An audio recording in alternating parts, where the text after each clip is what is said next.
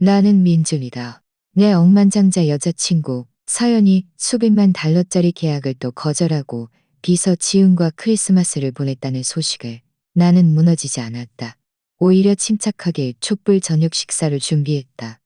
서연은 기뻐하며 집으로 돌아와 내 얼굴을 감싸 쥐고 값비싼 명품 시계를 건네주었다. 나는 조심스럽게 받아들고 부엌으로 서연에게 따뜻한 우유 한 잔을 데워주었다. 서연은 늘 그랬듯이, 화나는 늘 그랬듯이, 화나 늘 그랬듯이, 화나 늘 그랬듯이, 화난 얼굴로.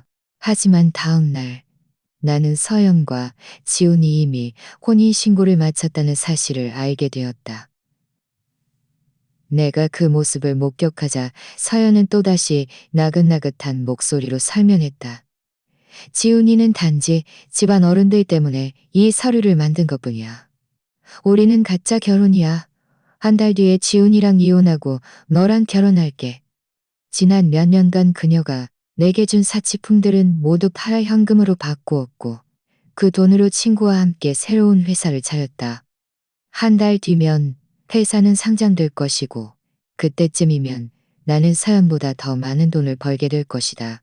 서연은 대체 무슨 생각으로 내가 이혼한 여자인 자신을 원할 것이라고 믿는 걸까? 민준아, 이건 우리 마지막 투자 유치야. 해외 기업만 설득해서 투자 받으면 상장할 수 있어. 10년간 꿈꿔왔던 일이 드디어 현실이 되는 거야.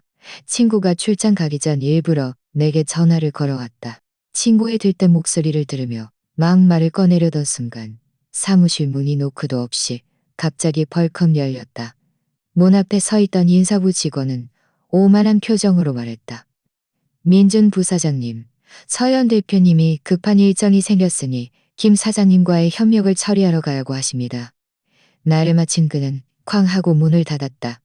입으로는 부사장님이라고 불렀지만 그 말투는 회사 최하위 직원만도 못했다. 친구는 충격을 받은 듯했다. 민준아, 요즘 서연이네 회사에서는 아무나 너한테 소리 지르는 거야. 어떻게 회사 부사장한테 저렇게 말할 수 있는지 난 본 적이 없어. 서연 대표는 이 사실을 알아? 나는 씁쓸하게 웃었다. 원래 서연이 이렇게 시킨 거야. 게다가 서연 대표가 여기 있으면 모두가 나한테 더 심하게 대할걸. 내가 아무 말도 하지 않자 친구도 대략 상황을 짐작한 듯 할걸. 하지만 이번에는 내가 고개를 끄덕였다. 민준아, 너는 진작 서연을 떠났어야 했어. 거기 더 이상 있지 말고 돌아와. 이번 달에 퇴사하고 돌아갈게. 친구는 내 말을 듣고 매우 기뻐했다. 정말? 잘 됐다. 그때 시간 알려주면 내가 사연 보내서 데리러 갈게. 전화를 끊고 나는 회의실로 향했다. 뒷수습이라고는 하지만 사실은 욕을 먹는 자리였다. 지난 몇 년간 서연이 지훈 때문에 시간을 미루거나 갑자기 계약을 파기한 횟수는 셀 수 없을 정도였다. 오늘은 지훈의 가족 친척이 아프다고 서연은 그를 위로하기 위해 일주일 전 약속했던 협상을 취소했다. 내일은 지훈이 심리 상담을 받으러 간다고 서연은 보름 전에 잡아두었던 계약을 또 취소했다. 이번 계약은 1,000만 원의 이윤이 걸린 일이었다. 나는 밤샘 작업을 수없이 하며 수백 번의 기획안을 수정하고 나서야 겨우 상대방을 설득해 우리 회사를 선택하게 만들었다. 그런데 계약 체결 직전 서연은 또다시 지훈 때문에 계약을 파기하고 나에게 뒤처리를 맡겼다. 과연 회의실에 들어서자 2시간이나 기다린 협력사 김 사장님은 어두운 표정으로 비아냥거리며 내게 화를 쏟아냈다. 나는 예전처럼 능숙하게 사과하고 전문적인 태도로 진심 어린 사과를 전했다. 서연을 위해서가 아니라 인맥을 쌓기 위해서였다. 처음에는 나도 서연의 뒤처리를 해야 하는 것에 슬프고 화가 났다. 그러다 2년 전부터 서연에게 배신당했거나 소외당했던 다른 회사 대표들이 나와 친구의 회사를 방문했을 때 나의 얼굴을 알아보고 내가 일을 깔끔하게 처리했던 것을 기억하며 우리와 협력하기로 결정했다. 감정적인 배신감은 점정으로 대체되었고 나 역시 서연에게서 벗어나 어떻게 이윤을 창출하고 인맥을 확장할지 계약서에 서명하고 협력사를 배웅하자마자 내 휴대폰에 알림이 떴다. 클릭해보니 지훈이 올린 게시물이었다. 한국으로 돌아온 지 몇 년이 지났지만 아직도 좀 어색해요. 세심하게 배려해 주신 서연 대표님 덕분에 크리스마스를 함께 보낼 수 있었고 따뜻함을 느끼며 정말 행복했어요. 필름 사진. 게시물에는 지훈과 서연의 셀카가 첨부되어 있었다. 두 사람은 커다란 크리스마스 트리 앞에서 같은 디자인의 루돌프 머리띠를 하고 서로에게 하트 포즈를 취하고 있었다. 이것이 그녀가 1,000만 원 계약보다 더 중요하다고 했던 일정이었다. 내 마음은 평온했다. 아마 이미 체념했거나 아니면 너무나도 여러 번 겪었던 일이기 때문일 것이다. 지훈과 서연은 이런 친밀한 사진들을 모원 문구와 함께 자주 올리곤 했다. 서연은 처음에는 내가 화를 내면 친구끼리 지내는 건데 사진 몇 장 찍는 게 뭐 대수라고? 너 왜 이렇게 속이 좁니? 라며 해명하곤 했다. 나는 인내심을 가지고 그들의 행동이 지나치다고 설명했지만 서연은 짜증을 내며 내가 잘못 생각한다고 여겼다. 나중에 그들이 커플 화보를 찍는 것을 보고는 더 이상 참을 수 없고는 더 이상 참을 수고고는 더 이상 참을 수고고는 그 후 서연은 만나는 사람마다 내가 질투심이 많고 소유욕이 강하다고 말했다. 결국 그녀는 나에게 설명조차 없이 지훈과 댓글로 대놓고 소통하기 시작했다. 지금 막 올라온 게시물은 1분도 채 되지 않아 서연이 좋아요를 누르며 댓글을 달았다. 행복하면 됐어. 앞으로 매년 같이 보내자. 댓글창에는 온통 축하와 응원의 메시지가 쏟아졌다. 나는 막숨을 고르려던 참이었다. 그런데 그때 메시지 알림이 하나 떴다. 클릭해보니 서연에게서 온 것이었다. 글은 없고 주소만 있었다. 나에게 자신을 데리러 오라는 의미였다. 이미 수없이 데리러 갔으니 한두 번 더 가는 것이 대수랴. 나는 차를 몰고 내비게이션이 가리키는 아파트로 향했다. 서연이 보낸 주소대로 문을 두드렸다. 두 번째 노크를 하자마자 문이 열렸다. 서연은 문 안에 서 있었고 머리는 약간 흐트러져 있었고 늘 깔끔했던 옷에는 주름 몇 개가 잡혀 있었다. 서연은 눈살을 찌푸리며 내게 싫다는 손짓을 했다. 아, 들어와.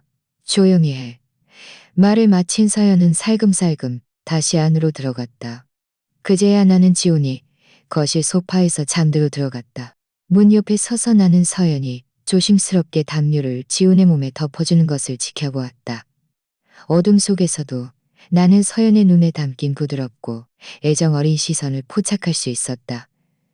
그것은 내가 그녀 앞에서 단 한 번도 본 적 없는 시선이었다. 그녀는 사랑하는 법을 알고 있었던 것이다. 그런데 내가 겨우 수면제를 삼키고 깊은 잠에 빠져들었을 때 서연이 지훈과 통화하는 큰 소리에 잠이 깼다. 나는 접대 때문에 만취해서 집에 돌아와 차가운 바닥에 쉼없이 쓰러졌다. 서연은 분명히 보았지만 못 본 척했다. 멍하니 있어서 뭐해? 빨리 해장국 끓여줘. 그리고 이것 좀 치워. 서연은 살짝 눈살을 찌푸리며 어질러진 바닥을 가리키며 내게 말했다. 너무 오래 함께해서였을까?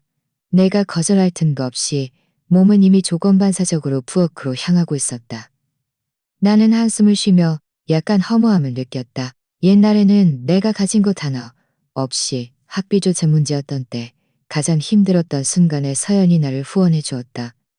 나중에 서연이 감정적으로 힘들어할 때 나와 관계를 맺게 되었고 나는 마치 횡재한 것처럼 얼떨결에 서연의 남자친구가 되었다. 그녀는 아름답고 뛰어났으며 주변에는 재벌 2세들의 구애도 끊이지 않았다. 나는 내가 그녀에게 어울리지 않는다는 것을 알았기에 지난 몇 년간 항상 그녀에게 순종했다. 내가 부엌에서 해장국을 들고 나왔을 때 지우는 이미 깨어 있었다. 지우는 나를 보며 도발적인 시선을 보냈지만 입으로는 웃으며 말했다. 민준 씨, 어떻게 여기 계세요? 아, 해장국도 끓여주셨네요. 죄송해요. 너무 번거롭게 해드렸네요. 내가 대답할 틈도 없이 서연은 이미 국을 받아들고 웃으며 말했다. 별 말씀을. 민준이가 나 데리러 온 김에 한 거야. 서연은 국을 지훈에게 건넸지만 지훈은 받지 않고 오히려 서운한 표정으로 말했다. 서연 대표님, 제가 방금 잘 때 팔이 눌려서 지금 좀 저려요. 먹여주실 수 있나요? 말하면서 지우는 일부러 나를 흘긋 보았고 그의 도발적인 눈빛은 더욱 분명해졌다. 서연이 숟가락을 짚는 것을 보고 나는 이미 그녀의 선택을 짐작했다. 더 이상 그들의 친밀한 모습을 보고 싶지 않아 자리에서 일어나 문 밖으로 나와 아래층으로 내려갔다. 몇 분 뒤 서연이 내려와 차에 탔다. 그녀는 내 뺨을 꼬집으며 눈이 반달이 되도록 웃었다. 또 질투하는 거야? 민준아, 너 왜 그렇게 질투심이 많니? 지훈이가 외국에서 오래 살다가 돌아온 지 얼마 안 돼서 아직 적응을 못해서 그래. 친구로서 내가 좀 돌봐주는 거지. 예전에도 다 설명했잖아. 지훈이 엄마랑 우리 엄마랑 친한 친구라서 내가 부탁받은 거라고. 그녀에게 다가가자 희미한 술 냄새 외에 지훈 특유의 향수 냄새가 났다. 나는 태연하게 피하며 웃는 얼굴로 서연을 바라보았다. 화 안 났어. 잘했어. 잘 돌봐줘야지. 내가 평온한 반응을 보이자 서연은 내가 정말 화가 나지 않았다고 생각한 듯했다. 그녀는 더 이상 아무 말도 하지 않고 웃으며 선물 상자와 쇼핑백을 내게 건넸다. 자, 네 선물이야. 빨리 열어봐. 마음에 드는지. 예전에는 서연이 내게 선물을 잘 해주지 않았다. 내가 처음 화를 낸 후에야 그녀는 나에게도 감정이 있다는 것을 깨달았는지 부드러워지며 내가 잘하면 선물을 주겠다고 말했다. 마치 개를 길들이는 것처럼 한번 으르렁거리면 막대기로 때리고 잘하면 뼈다귀를 주는 식이었다. 나는 아무 말 없이 늘 그랬듯이 선물을 받았다. 열어보니 고가 브랜드의 남성용 향수였다. 자세히 보니 분사구에 희미한 긁힌 자국이 몇 군데 있었다. 분명히 이미 개봉하여 사용했던 향수였다. 이렇게 서연은 내게 주는 선물마저도 지훈이 쓰다 버린 것이 되었다. 나는 자조적으로 웃으며 고개를 돌렸다. 서연은 이미 조수석에 앉아 눈을 감고 쉬고 있었다. 나는 아무 말 없이 향수를 잘 넣어두고 차 시동을 걸어 집으로 향했다. 집에 도착하자 서연은 샤워하러 갔고 나는 습관적으로 부엌으로 가서 늘 그랬듯이 우유 한 잔을 데워 식탁에 올려놓았다.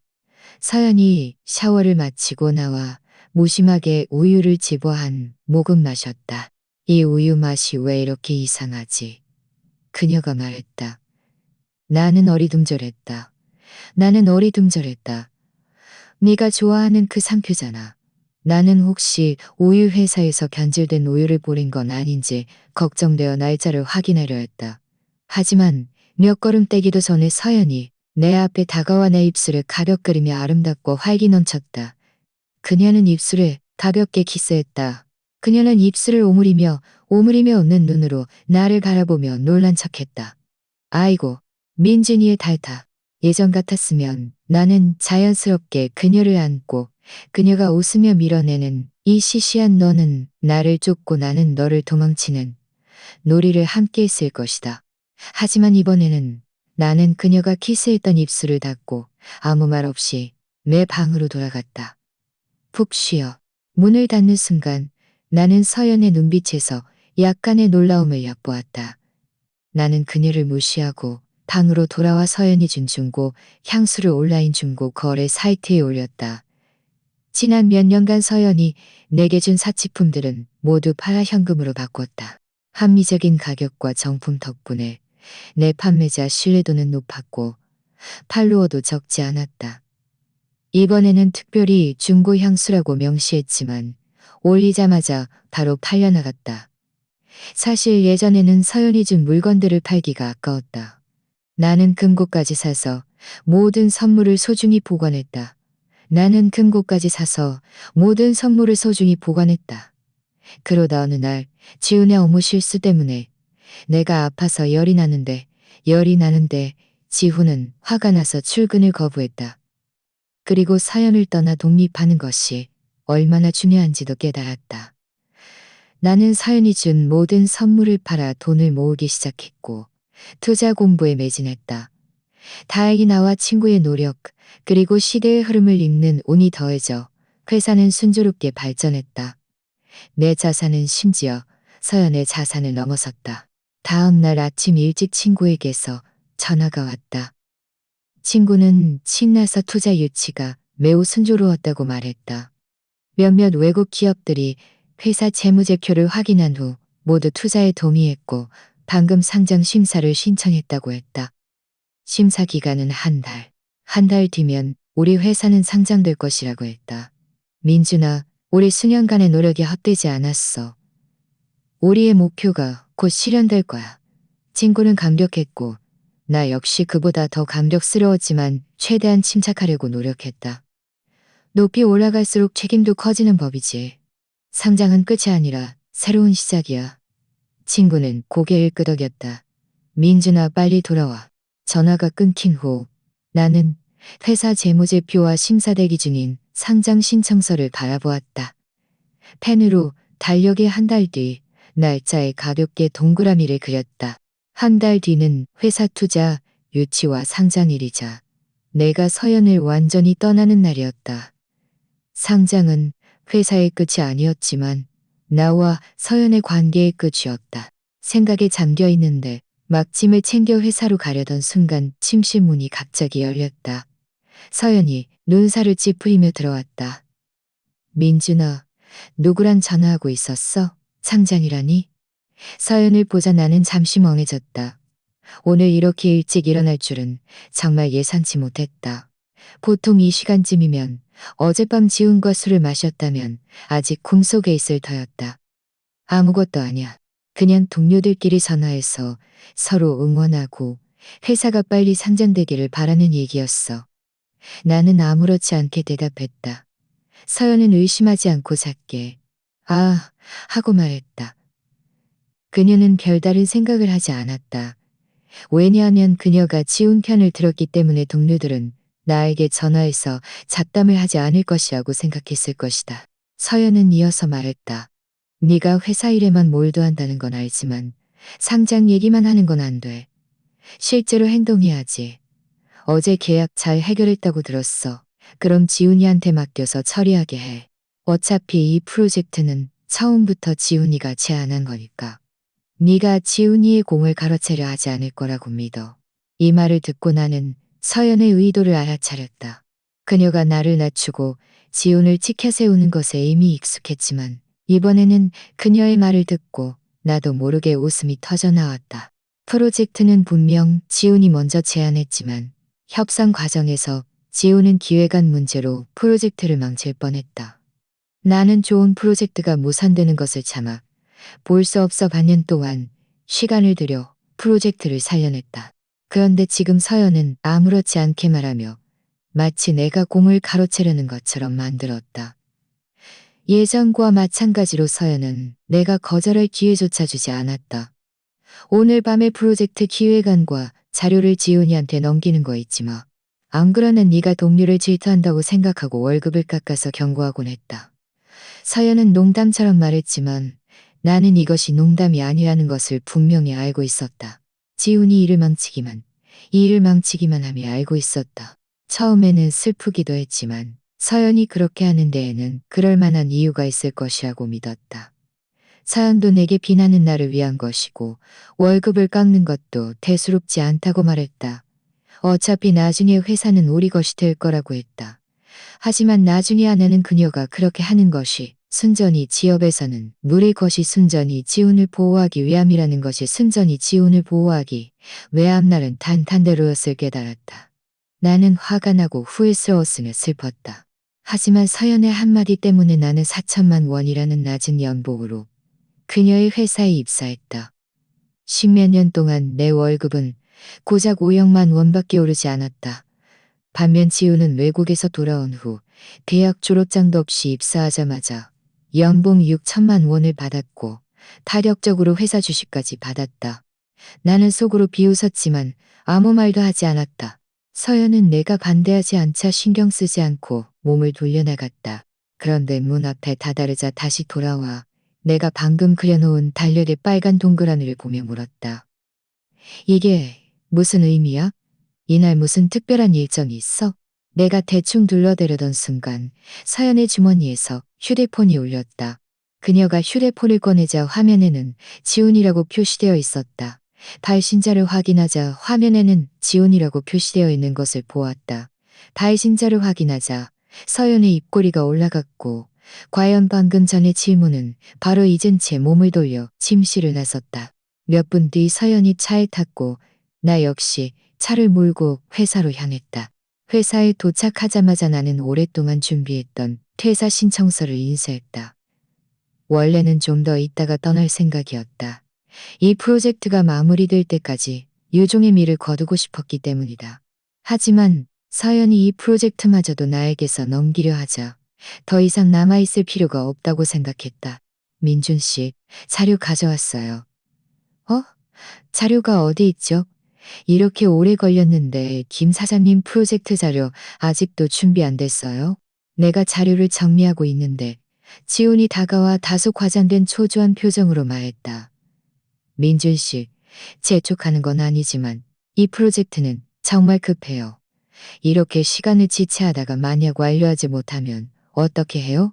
그의 말에 나는 어이가 없었다. 네가 매일 회사에서 게임하고 근무 시간에 나가서 술 마시고 놀 때는 완료 못할까봐 걱정 안 했으면서 이제 와서 정상적인 업무 인수인계에 왜 이렇게 조급해하는 거야? 급하다고? 그럼 네가 직접 정리해. 말을 마친 나는 USB를 뽑아 그의 앞에 던졌다. 지우는 말했다. 민준 씨, 이렇게 나오면 정말 재미없어요. 다른 동료들도 소란에 모여들었다. 아마 소리가 너무 컸던 탓인지 서연도 어느새 다가와 있었다. 무슨 일이야? 그녀는 상황을 전혀 모르는 듯했지만 이미 경고하는 눈빛으로 나를 노려보았다. 그리고는 지훈 옆에 서서 마치 그를 편드는 듯한 자세를 취했다. 서연이라 타나자 지훈의 눈에는 즉시 했다. 서연이 나타나자 지훈의 눈에는 즉시 자만심이 스쳐 지나갔다. 하지만 그가 다시 사야만심이 즉시 지나갔다. 나는 속으로 기웃었다. 지훈은 억울한 목소리로 말했다. 서연 대표님, 별거 아니에요. 대표님이 이 프로젝트를 저한테 맡기신 것 때문에 민준 씨가 기분 나쁜 건 이해할 수 있어요. 서연 대표님, 그냥 이 프로젝트는 민준 씨한테 맡기는 게 어떠세요? 그래도 민준 씨도 기여한 바가 있으니까요. 몇 마디 말로 그는 쉬니까요. 그래도 몇 마디 말로 그는 쉽게 흑백을 뒤집었다. 민준아, 너 왜 그래? 전에 이미 얘기 다 끝났잖아. 게다가 협력사들이 중요하게 생각하는 건 우리 회사의 명성이지. 네가 프로젝트를 따는 건 네 능력이 뛰어나서가 아니라 그들이 우리 브랜드를 인정했기 때문이야. 예전과 마찬가지로 사연의 말을 들은 몇몇 직원들은 즉시 주저없이 지훈의 편에 섰다. 어떤 이들은 중재하는 역할을 자처했다. 민준 씨, 제가 공정하게 말해야겠어요. 지훈 선배가 요즘 정말 바빠서 이 프로젝트를 신경 쓸 겨를이 없었던 건 맞아요. 하지만 민준 씨도 이렇게 행동하는 건 좀 너무했어요. 공을 세워서 서연 대표님께 잘 보이려는 건 알겠지만 이런 수단을 써서는 안 되죠. 그리고 경력이 오래됐고 서연 대표님의 남자친구라고 해서 이렇게 신입을 괴롭히면 안 됩니다. 나는 그 자리에 서 있었다. 이미 익숙한 일이었지만 여전히 서늘함을 느꼈다. 그들은 모두 내가 직접 뽑고 키운 제자들이었다. 나를 옹호했던 사람들은 이미 지훈과 서연이 온갖 방법으로 쫓아냈다. 이제 남은 것은 이 실리적인 사람들뿐이었다. 그들이 나를 돕지 않을 것이라는 것은 알고 있었지만 서연에게 잘 보이기 위해 눈을 뜨고 거짓말까지 할 줄은 몰랐다. 이 모습을 본 지훈은 만족스러운 미소를 지었다. 서연은 나를 노려보며 화난 목소리로 말했다. 봤어? 민준아, 모두가 다 분명히 보고 있어. 서연 대표님, 화내지 마세요. 지훈은 서연의 등을 가볍게 두드리며 위로했다. 원래는 제가 조용히 해결하려 했는데 대표님께 누를 끼쳐서 정말 죄송해요. 관리자로서 대표님이 가장 원치 않는 게 내부 분열이라는 걸 알아요. 지훈은 나를 향해 몸을 돌리며 말했다. 그럼 이렇게 하는 건 어때요? 민준 씨, 이건 프로젝트는 우리가 반씩 나눠서 책임지는 거예요. 서연이 말했다. 그건 너무 불공평하지 않나요? 민준 씨의 공헌이 가장 큰데요. 지우는 서둘러 말했다. 대표님을 돕고 회사에 기여하는 것이 어떻게 서운한 일이라고 할 수 있겠어요? 민준 씨도 분명 회사를 위해 그럴 거라고 생각해요. 두 사람은 서로 주고받으며 주변 동료들도 때때로 맞장구를 쳤다. 나는 이 터무니없는 소극을 보며 웃음이 터져나올 것 같았다. 내가 아무 말도 하지 않자 서연은 내가 지훈의 제안을 받아들인 줄 알았다. 그녀는 경멸하는 듯한 어조로 말했다.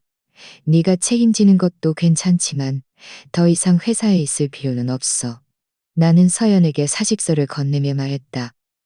이 프로젝트는 이제 저와 무관합니다. 더 이상 관여하지 않을 겁니다. 저는 퇴사하겠습니다. 이 말을 듣자 서연은 멍해졌다. 원래 구경하던 사람들도 내가 이렇게 나올 줄은 예상치 못했는지 모두 멈칫했다. 서연은 화가 나서 얼굴이 새빨개졌다. 내 사직서를 받아든 그녀는 산산조각 찢어 휴지통에 버렸다. 내가 너한테 몇 마디 했다고 해서 퇴사한다고? 난 절대 동의할 수 없어. 그리고는 나를 한쪽으로 끌고 가 목소리를 낮춰 말했다. 너는 지훈이처럼 대범하게 행동할 수 없어? 지훈이는 항상 회사를 생각하고 사심이 없어. 너는 내 남자친구로서 나를 더 배려해야 하는데 질투심에 눈이 멀어 꼭 아줌마 같아. 나는 어이가 없어서 웃음이 터져나왔다. 어디서부터 웃어야 할지 모를 지경이었다. 결국 나는 말했다. 방금 전은 통보한 겁니다. 동의를 구하는 게 아니고요. 퇴사 절차는 오늘 밤에 처리하겠습니다. 말을 마친 나는 돌아서서 걸어갔다. 내가 이번에는 단호하게 말하는 것을 본 서연은 눈살을 찌푸리며 화가 나서 말했다. 민준아, 나랑 사귀는 걸 핑계 삼아 함부로 행동하지 마. 네가 계속 이러면 당장 네 카드 정지시킬 거야. 나는 걸음을 멈췄다. 서연이 점차 장한심에 빠지는 눈빛 속에서 나는 그녀가 내게 주었던 보조, 카드들을 모두 꺼내 그녀 앞에 던졌다. 마음대로 해. 말을 마친 나는 회사 문을 나섰다. 서연은 내 뒤에서 날카로운 목소리로 내 이름을 불렀지만 나는 더 이상 멈추지 않았다. 회사 문을 나서자 주차장에 서 있는 검은색 차가 보였다. 그 차는 내가 서연의 회사에 처음 들어와 첫 프로젝트를 따냈을 때 서연이 내 생일에 선물해 준 것이었다. 하지만 어떤 사람이 이렇게 하면 네가 독립적인 성격이 될 거라고 하더라. 그래서 나는 선수금만 냈고 나머지는 네가 처리해. 나머지는 네가 처리해. 서연은 웃으며 말했다. 그럼에도 불구하고 나는 매우 감사했다. 그런데 지금 이 차는 비바람을 견뎌내며 색이 바랜 채 얼마 전 서연이 지훈에게 선물한 새 차 옆에 초라하게 채 얼마 전 서연이 지훈에게 얼마 전까지 나는 서연이 나를 사랑한다고 믿었던 순간들이 지훈을 향한 그녀의 모습 앞에서 우스꽝스러운 농담으로 변해버렸다. 심야에 나는 친구 회사와 일을 처리하고 막 쉬려던 참이었다. 낯선 전화가 걸려왔다. 민준 씨 맞으신가요? 여자친구 서연 씨가 저희 가게에서 술에 취해 쓰러졌습니다. 데리러 와주세요. 나는 약간 의아했다. 혼자인가요? 혼자인가요? 혼자 밖에서 술을 마시지도 않는데 그녀가 취했다면 지우는 어디에 있죠? 상대방은 2초간 망설이더니 말했다. 네, 혼자입니다. 나는 몇 마디 더 물으려 했지만 상대방이 먼저 전화를 끊었다. 약간 의아했지만 혹시라도 무슨 일이 생겼을까봐 걱정되어 생각 끝에 주소를 물어보고 차를 몰고 서둘러 갔다. 상대방이 말할 룸을 찾아 문을 밀고 들어가자마자 룸 안은 일순간 폭소로 가득 찼다. 그제야 나는 서연이 소파 중앙에 앉아 와인잔을 쥐고 와인을 마시고 있는 것을 보았다. 그녀는 멀쩡했으며 전혀 술에 취한 모습이 아니었다. 그녀 주변에는 그녀와 친한 사업가 친구들이 있었고 서연 대표님, 제가 그랬죠? 민준 씨는 대표님을 포기 못할 거라고. 보세요. 제 말이 맞죠. 그제야 나는 내가 속았다는 것을 깨달았다. 다른 친구들도 하하 웃었다. 맞아 맞아. 민준이는 서연 대표님이 옆에 두고 키우는 충견이지. 지난번에 서연 대표님이 스키 타러 갔다가 눈사태가 났다고 하니까 민준이가 밖에서 눈물까지 흘리면서 애가 탔잖아. 그렇게 추운 날 미친 사람처럼 대표님을 찾으러 가려고 했어. 그리고 또 지난번에는 서현 대표님이 자기가 피가 필요하다고 거짓말하니까 민준이는 두말 없이 의사한테 유경영 CC 뽑아달라고 해서 사람 죽을 뻔했잖아. 나는 그들이 농담처럼 내가 서현에게 했던 일들을 이야기하는 것을 들었다. 원래는 화가 나고 슬펐던 감정들이 지금은 오히려 평온하고 냉정하게 느껴졌다. 잘못은 내가 한 것이 아니었고 부끄러워해야 할 사람도 내가 아니었다. 서연은 예전에는 모두가 나를 비웃는 것을 내버려 두었지만 이때는 아마 내가 너무 냉정해서였는지 그녀의 눈빛에 의아함이 스쳐 지나갔다. 그녀는 드물게 몇몇 친구들을 제지했다. 친구들은 나를 부끄럽게 만들려던 것이었기에 내가 무반응하자 흥미를 잃었는지 더 이상 말을 잇지 않았다. 서윤은 자리에서 일어나 내 앞에 다가왔다. 민준아, 오늘 회사에서 네가 한 일에 대해 내가 많이 화났어. 하지만 네가 나를 걱정하는 마음을 봐서 내일 사람들 앞에서 나랑 지훈이한테 사과하면 이 일은 더 이상 문제 삼지 않을게. 이 말은 나에게 화해의 손길을 내미는 의미였다. 나와 서연이 함께한 시간은 이미 18년이 넘었고 내 인생의 절반 이상을 차지했다. 함께한 후 나는 이 관계를 진심으로 대했고 무조건적으로 헌신했다. 하지만 서연은 내 충성심을 시험하고 있었던 것이다. 내가 여전히 그녀를 사랑한다는 것을 확인하자 그녀는 마침내 자비를 베풀어 먼저 고개를 숙이고 이전의 위선적인 애정을 다시 시작하려 했다. 그녀는 이 놀이를 즐겼지만 나는 이미 지쳐 있었다. 내가 막 입을 열려던 순간 지훈이 그녀 옆으로 다가와 낮은 목소리로 말했다. 서연 대표님, 제가 끼어들 사람은 아니지만 한마디 해야 할 것 같아요. 민준 씨가 대표님과 이렇게 오래 함께했으니 대표님 성격을 알 것이고 무엇을 해야 하고 무엇을 하지 말아야 하는지 알아야 해요. 그런데 아직도 이렇게 성급하게 행동해서 대표님을 난처하게 만들다니요. 남자친구로서는 속 좁고 감정 조절이 안 된다고 할 것이고 제 생구로서는 하고서는 속 좁고 감정 조절이 안 하무인이라고 해요. 제 생각에는 걸줘요. 다른 회사 같았으면 벌써 해고 다녔을걸요. 민준 씨가 사과한다고 해도 어차피 벌은 목적이 아니라 수단일 뿐이니까요. 서연 대표님, 잠시 나가 계시면 저희가 남자들 방식대로 민준 씨와 이야기해 볼게요. 서연은 잠시 생각하더니 동의하는 듯 고개를 끄덕이고는 눈을 나섰다. 나는 서연이 순순히 나가는 뒷모습을 바라보며 온몸이 얼어붙는 것을 느꼈다. 지훈의 불길한 눈빛을 보며 나는 그의 말이 무슨 의미인지 채 생각하기도 전에 뒤에서 서연의 친구들이 내 손발을 붙잡았다. 몇몇이 내 뒤통수를 누르며 내 얼굴 절반을 테이블에 찍어 눌렀다. 움직이지 마. 너희들 대체 무슨 짓이야? 나는 화를 내며 소리쳤다. 지훈은 술병을 집어들고 내 입에 술을 들이붓기 시작했다. 술을 따르면서 그는 희죽거리며 말했다. 별거 아니야. 친구. 그냥 술 한잔하는 거야. 독한 술이 물처럼 내 목구멍으로 쏟아져 들어왔다. 식도와 위가 불타는 듯했다. 나는 필사적으로 몸부림쳤지만 사지가 단단히 제압되어 도저히 벗어날 수 없었다. 지훈은 숨도 쉬지 않고 내게 2병의 술을 들이고었다. 지훈은 숨도 쉬지 않고 내게 2병의 술을 들이고었다. 나는 마침내 참을 수 없었다. 어디서 솟아났는지 모를 힘으로 속박에서 벗어나 지훈을 밀쳐냈다. 아야, 아파. 지훈은 벽에 부딪히며 비명을 질렀다. 룸문이 즉시 열렸다. 내가 전에는 서연의 이름을 크게 불렀을 때도 들어오지 않더니 이제 지훈이 아프다고 소리치자마자 급히 달려들어왔다.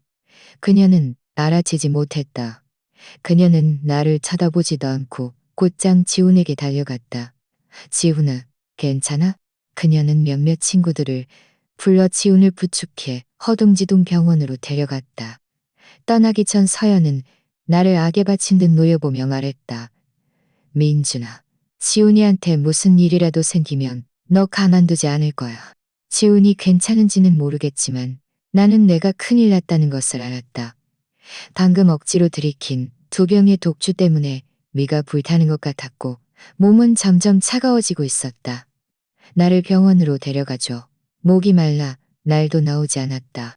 손을 뻗어 그녀를 붙잡으려 했지만 서연은 나를 혐오스러운 듯 쳐다보고는 뒤도 돌아보지 않고 하이힐을 신고 서둘러 나갔다. 결국 나는 마지막 남은 힘을 다해 119에 전화했다. 나는 병원으로 치료과 위세척을 받았다. 다시 눈을 떴을 때는 이미 다음 날 밤이었다. 의사가 병실을 돌다가 내가 깨어난 것을 보고 말했다. 젊은 친구, 어제 왜 그렇게 술을 많이 마셨어? 다행히 제때 도착했어. 몇 분만 늦었으면 아마 목숨을 잃었을 거야. 우리가 방금 네 휴대폰으로 여자친구한테 몇 번이나 전화했는데 아무도 안 받네. 다른 가족 연락처는 없어? 퇴원 후 주의사항을 알려줘야 하는데. 나는 고개를 저었다. 이제 가족은 없어요. 그냥 저한테 바로 알려주세요. 친구들은 아직 외국에 있었고 나는 이 작은 일로 그들을 방해하고 싶지 않았다. 의사는 내 말을 듣고 동정 어린 눈빛으로 나를 바라보았고 더 이상 아무 말 없이 주의사항을 적어주고 3번이나 당부한 후에야 내가 다 기억했는지 확인하고는 떠났다. 몇 분 뒤 나는 의사가 옆 병실 의사와 낮은 목소리로 이야기하는 것을 들었다. 사람마다 정말 다르네. 옆 병실 저 젊은 친구는 그냥 한 번 넘어졌는데 어젯밤에 7, 8명이 요란하게 데려왔잖아. 여자친구는 걱정돼서 밤새도록 옆을 지켰고 검사만 10여 번을 했어. 그런데 여기 이분은 거의 죽을 뻔했는데 옆에 돌봐줄 사람도 없고 119 전화도 직접 했잖아. 나중에 여자친구 고를 때는 정말 신중해야겠어. 나는 눈부신 하얀 천장을 바라보았다. 착각인지 뭔지 모르겠지만 옆 병실에서 서연과 지훈의 즐거운 대화 소리가 들렸다. 서연 대표님, 아직도 머리가 좀 어지러운데 어떻게 하죠? 혹시 후유증이라도 생기는 거 아닐까요? 더 이상 기계 검사는 싫어요. 대표님이 저를 검사해 주세요. 어떻게 검사하냐고요? 이렇게 뽀뽀해주면 되죠. 민준이가 우리가 키스하는 걸 보고 못 참아 한다면 우리가 혼인신고까지 한 걸 보면 얼마나 화가 날까요? 퇴원하던 날 나는 그들의 달콤한 말들을 들으며 차분하게 짐을 정리하고 나와 서윤의 집으로 돌아갔다. 옷장 가장 구석에서 나는 두 사람의 환한 웃음이 담긴 빨간 결혼증명서를 발견했다. 두 사람의 이름이 적혀 있었다. 나는 조용히 그것을 제자리에 놓아두고 얼마 남지 않은 옷들을 여행 가방에 넣었다. 늘 그랬듯이 출장 가는 것처럼 가방을 들고 문을 나섰다. 다만 이번에는 현관문 열쇠를 빼서 차 테이블 위에 놓았다. 이제부터는 서로 다른 길을 갈 것이다. 나와 서연은 더 이상 만나지 않을 것이다. 지우는 병원에서 모든 검사를 마쳤고 의사가 몸에 이상이 없다고 확인하자 서연은 그를 데리고 병원을 나와 집으로 돌아갔다. 서연은 민준에게 메시지를 보내 그들을 데리러 와달라고 부탁했지만 평소에는 즉시 답장하던 민준은 이번에는 답장이 없었다. 서연은 뭔가 이상하다고 느끼고 다시 몇 번 전화를 걸었지만 매번 상대방 휴대폰이 꺼져 있다는 알림만 들렸다. 서연은 화가 나면서도 의아해서 혼잣말을 했다. 메시지도 안 보고 전화도 안 받다니 민준이 대체 무슨 짓을 하는 거야? 지훈이 말했다. 동료들 말로는 민준 씨가 요즘 계속 결근하는 것 같던데 혹시 무슨 문제라도 생긴 거 아닐까요? 이 말을 듣자 서연은 민준을 한동안 보지 못했다는 것을 떠올렸다. 전에 민준에게 병원에 와서 사과하라고 했을 때도 답장이 없었다. 그녀는 민준이 점점 더 어이가 없다고 생각했다. 전에는 민준이 변했다고 생각했는데 요즘 들어 다시 예전의 망나니 같은 모습으로 돌아왔다고 생각했다. 서연은 약간 화난 목소리로 말했다. 네가 그렇게 다치게 했는데 무슨 일이 생길 리가 있어? 게다가 결근하면 월급 2배로 깎일 거야. 몇 번 깎이면 정신 차리겠지. 됐다 신경 쓰지 마. 내가 먼저 너를 집에 데려다 줄게. 지우는 잠시 망설이다 말했다. 서연 대표님, 우리 결혼 증명서를 보신 부모님이 좀 믿지 못하시는 것 같아요. 며칠 뒤에 오신다고 하는데 우리가 따로 지내는 걸 보시면 더 의심하실 것 같아요. 그때 우리가 진짜 부부가 아니라는 걸 알게 되면 저는 아마 부모님과 함께 돌아가서 가업을 물려받아야 할지도 몰라요.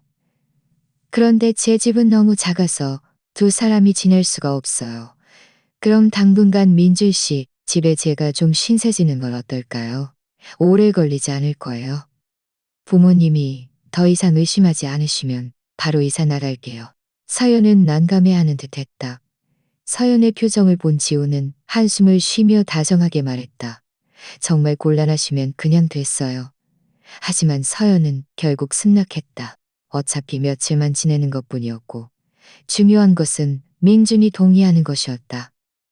예전 같았으면 걱정하지 않았겠지만 요즘 민준이 너무 심하게 행동해서 예전보다 더 성질이 고약해졌기 때문이다. 서연은 곧 방법을 생각해냈다. 민준에게 출장 일정을 잡아 잠시 자리를 비우게 할 생각이었다. 생각에 잠겨 있는데 서연은 민준에게 다시 메시지를 보냈다. 어린애처럼 굴지 마. 더 좋은 프로젝트 줄게. 네가 잘 마무리하고 돌아오면 우리 결혼식 올리자. 메시지는 당연히 답장이 없었다. 서연은 조급해하지 않았다. 민준은 자신과 결혼하는 것을 꿈꿨고 전에 이미 여러 번 청혼했었다. 이번 메시지를 보면 분명 마음이 움직여 승낙할 것이라고 생각했다. 생각에 잠겨있던 서연은 지훈을 데리고 집으로 돌아왔다. 하지만 문에 들어서자마자 차 테이블 위에 놓여있는 민준의 열쇠 꾸러미를 보았다. 그녀는 저절로 눈살을 찌푸렸다. 민준은 늘 꼼꼼해서 매번 외출할 때 열쇠를 잊지 않고 챙겼는데 이번에는 왜 이럴까? 혹시 집에 있는 걸까? 서연은 민준의 이름을 부르며 위층으로 올라갔다. 아무 대답이 없었다. 그녀는 몇 개의 방을 더 확인하고 마지막으로 옷방에 들어섰을 때 민준의 여행 가방이 사라진 것을 예리하게 발견했다. 바로 이때 서연은 뭔가 생각난 듯 옷장 앞으로 달려가 문을 열었다. 가장 구석에 있던 결혼증명서는 그대로 있었지만 결혼증명서 위에 무언가 하나 더 놓여 있었다.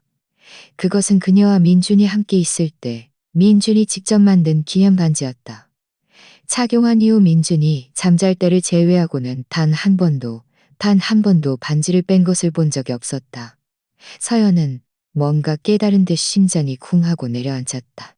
말도 안 돼. 민준이는 나를 그렇게 깊이 사랑했는데 심지어 나를 위해 희생할 준비까지 되어 있었는데 겨우 종이 한 장 때문에 민준이가 나를 떠날 리가 없어. 서연은 아무리 생각해도 이해가 되지 않았다. 아니면 문제는 결혼증명서가 아닐 수도 있었다. 그럼 무엇일까? 서연은 온 힘을 다해 생각했고 마침내 그날 술집에서의 일을 떠올렸다. 그날 밤 이후로 그녀는 민준을 다시 본 적이 없었다. 그녀가 떠난 후 그날 밤 무슨 일이 있었던 걸까? 그녀가 생각에 잠겨 있을 때 서연이 한참 동안 아래층으로 내려오지 않자 지훈이 상황을 살피러 밑층으로 올라와 문을 열었다. 서연은 깜짝 놀라 서둘러 그에게 다가갔다. 지훈아, 그날 술집에서 너희들 민준이한테 무슨 짓 했어? 지훈은 잠시 멍해졌다. 그의 눈동자가 굴러가더니 말했다. 아무것도 안 했어요. 그냥 민준 씨한테 술을 몇 잔 더 마시게 했을 뿐인데 자기가 모욕당했다고 생각했는지 우리랑 싸웠어요. 겨우 술 몇 잔? 서연이 재차 물었다. 네? 지우는 서연의 손가락에 있는 반지를 흘금 보았다. 민준이 늘 끼고 다니던 반지라는 것을 알아차렸다. 옆에 있는 결혼증명서를 보고 그는 대략 무슨 일인지 짐작했지만 여전히 모르는 척했다. 왜요? 민준 씨한테 무슨 일이라도 생겼어요? 서연은 고개를 저으며 자신의 생각을 그에게 말했다. 아마 그게 아닐 수도 있어. 민준이가 옷 갈아입다가 실수로 반지를 잃어버렸거나 아니면 더 이상 끼고 싶지 않았을 수도 있어. 지훈이 말했다. 서연은 믿지 않았다. 보통 사람이 반지를 잃어버리면 찾으러 갈 텐데 민준이 그렇게 소중히 여기던 반지를 어떻게 여기에 그냥 둘 수 있단 말인가? 반지뿐만이 아니었다. 민주는 그녀가 준 물건들을 모두 소중히 보관했고 심지어 금고까지 따로 마련했다. 민준이 끼고 싶지 않더라도 여기에 아무렇게나 던져두지 않았을 것이다. 하지만 서연은 지훈에게 이런 말을 해봤자 소용없다는 것을 알았기에 더 이상 말하지 않았다. 지훈은 다시 말했다. 이것도 잘된 일이죠. 민준 씨가 며칠 동안 없으니 제가 들어와서 부모님을 상대하기 딱 좋잖아요. 민준 씨도 화내지 않을 거고요. 그의 미소는 여전히 온화하고 햇살 같았지만 서연은 왠지 모르게 그의 미소에서 미묘한 감정을 느꼈다. 지훈의 제안에 갑자기 거부감이 들었지만 이미 승낙했으니 거절하기도 어려웠다. 다음날 지훈은 민준의 방으로 이사 왔다. 처음 며칠은 괜찮았지만 어느 날 서연이 전날 밤술에 취해 아침에 머리가 멍한 채로 깨어났다. 그녀는 거실로 걸어가 소파에 몸을 던지며 말했다. 민준아, 머리 아프다. 꿀물 한 잔 타줘. 잠시 후에도 거실에는 아무도 없었다. 민준의 그림자조차 보이지 않았다. 민준의 그림자조차 보이지 않았다. 민준의 그림자조차 보이지 않았다. 민준의 방문이 닫혀 있고 문에 붙어 있는 여러 작은 장식들을 보고서야 서연은 그녀의 마음 속에는 알 수 없는 상실감이 밀려왔다. 며칠이 더 지났지만 지우는 여전히 그의 부모님이 한국에 온다는 얘기를 꺼내지 않았다. 식탁에서 서연은 참지 못하고 물었다. 네 부모님 언제 오셔? 지우는 눈빛을 피하며 말했다. 요즘 외국에 일이 많아서 아마 이틀 정도 더 걸릴 것 같아요. 이때 지훈도 서연의 태도가 다르다는 것을 느꼈다. 그는 예전과 다를 바 없었지만 이사 온 이후로 서연은 그에게 예전 같은 열정이 없었다. 다음 며칠 동안 그는 서연의 환심을 사기 위해 온 힘을 다해 더 잘하려고 노력했지만 서연은 변하지 않고 오히려 그에게 점점 더 냉담해졌다. 그러다 어느 날 밤 지훈이 화장실에 가다가 서연의 방 앞을 지나갈 때 몇 초간 멈췄다. 그리고는 서연이 어떤 이름을 부르는 것을 들었다. 민준아. 서연의 집을 떠난 후 나는 새로운 집을 빌려 친구와의 회사 운영에 완전히 몰두했다. 서연과 함께 있을 때는 항상 밤늦게까지 바빴고 회사 재무제표는 대충 훑어보는 정도였다. 이번에는 충분한 시간이 생겨 재무제표를 꼼꼼히 살펴보았고 뜻밖에도 친구가 회사를 예상보다 훨씬 더 훌륭하게 운영하고 있다는 것을 발견했다. 시장이 침체기였음에도 불구하고 회사의 재무 상태는 서연의 회사가 가장 번성했던 시기보다 뛰어났다. 친구가 출장을 마치고 돌아오자마자 그는 나를 데리고 5성급 호텔로 향했다.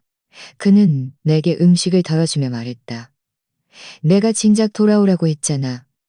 너는 굳이 거기서 고생하더니 봐봐. 원래도 말랐는데 지금은 더 말랐어. 거의 전봇대 같네.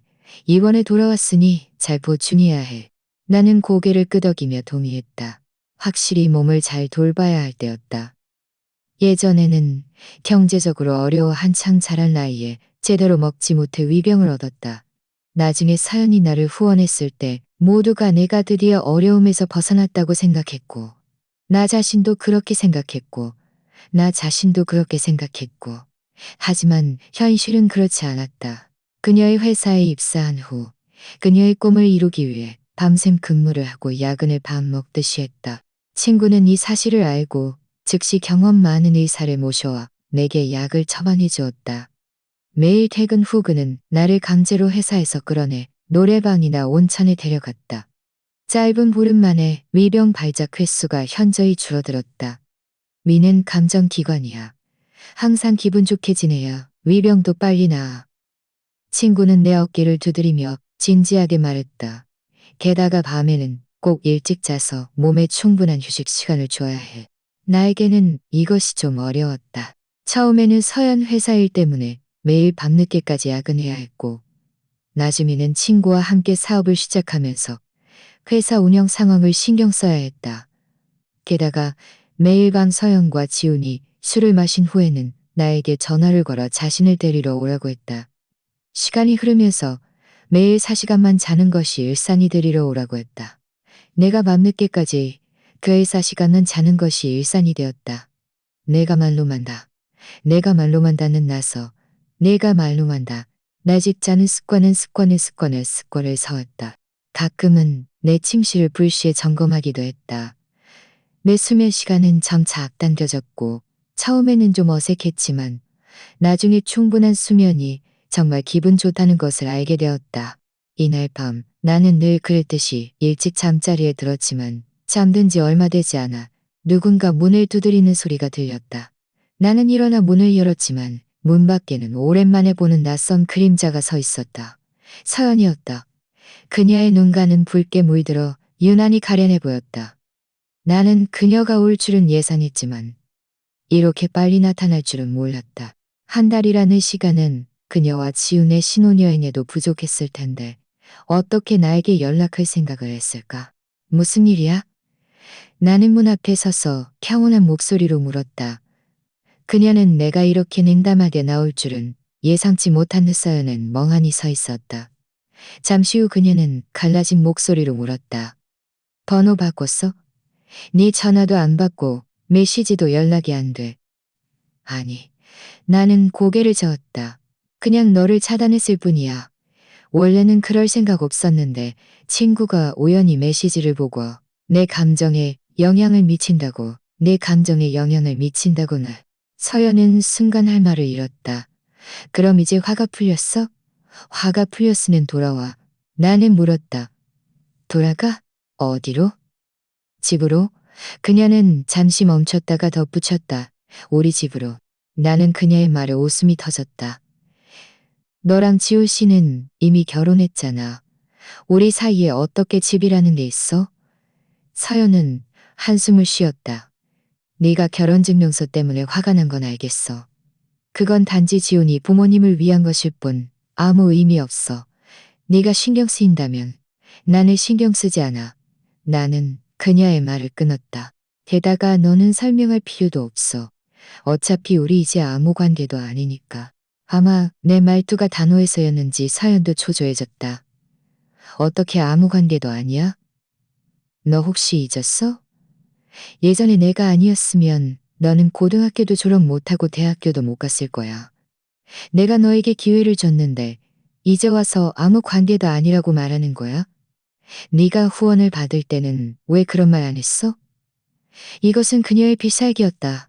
그녀는 내가 감사할 줄 안다는 것을 알았고 나는 그녀의 지난 몇 년간의 도움을 떠올리며 자책했고 저절로 태도가 부드러워지곤 했다.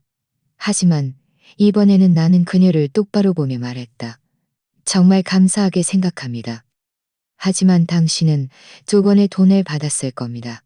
한 번은 당신이 저를 후원했던 전체 금액의 2배이고 다른 한 번은 당신이 저를 후원했던 전체 금액의 2배이고 다른 한 번은 지난 명간의 이자입니다. 우리 사이는 이미 정리되었습니다. 나는 선물은 돌려주지 않았다. 서연은 화가 나서 얼굴이 창백해졌다. 그녀는 비웃으며 말했다. 좋아. 우리가 끝났다고 치자. 내가 지난 몇 년간 은혜를 모르는 사람을 후원했다고 치자. 그런데 앞으로 어떻게 할지는 생각해봤어? 민준아, 내 회사가 이 업계에서 영향력이 크다는 걸 잊지 마. 내가 너를 매장시켜서 앞으로 일자리를 못 찾게 할까봐 무섭지 않아. 일자리를 찾아? 내가 막 대답하려던 순간 친구가 소란을 듣고 방에서 나왔다. 그는 하품하며 나른하게 말했다. 민준이는 지금 자기 사업을 하는데 무슨 일자리를 찾아? 친구의 말에 서연은 깜짝 놀랐다. 아니, 그녀는 방 안에 다른 사람이 있을 줄은 전혀 예상치 못했던 것이다. 서연은 멍하니 서 있다가 몇 분 뒤 나를 돌아보며 물었다. 그 사람이 하는 말 정말이야? 어차피 곧 서연도 알게 될 일이었고 나도 숨길 생각이 없었기에 고개를 끄덕이며 말했다. 지난 몇 년간 작은 사업을 좀 했는데 수입이 꽤 괜찮아서 나쁘지 않아. 민준아, 너는 너무 겸손해. 친구가 다가와 말을 가로챘다. 그는 서연에게 배신당했던 사업 파트너였다. 나중에 우리는 의기투합하여 잘 통했고 친구가 되었다.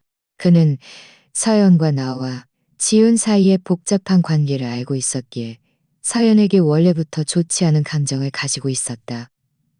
최근 서연이 나 몰래 지훈과 혼인신고를 했다는 사실을 알고 그는 더욱 화가 치밀어 올랐다. 아마 나와 서연의 대화를 들었을 것이다. 그는 나를 대신해 불평하며 대화를 대신해 불평하며 서연을 바라보는 눈빛에 약간의 격앙이 서려 있었다.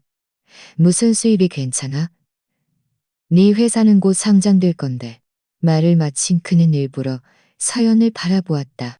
하지만 서연은 그의 말에 동요하지 않고 몇 초 뒤 오히려 기웃기 시작했다.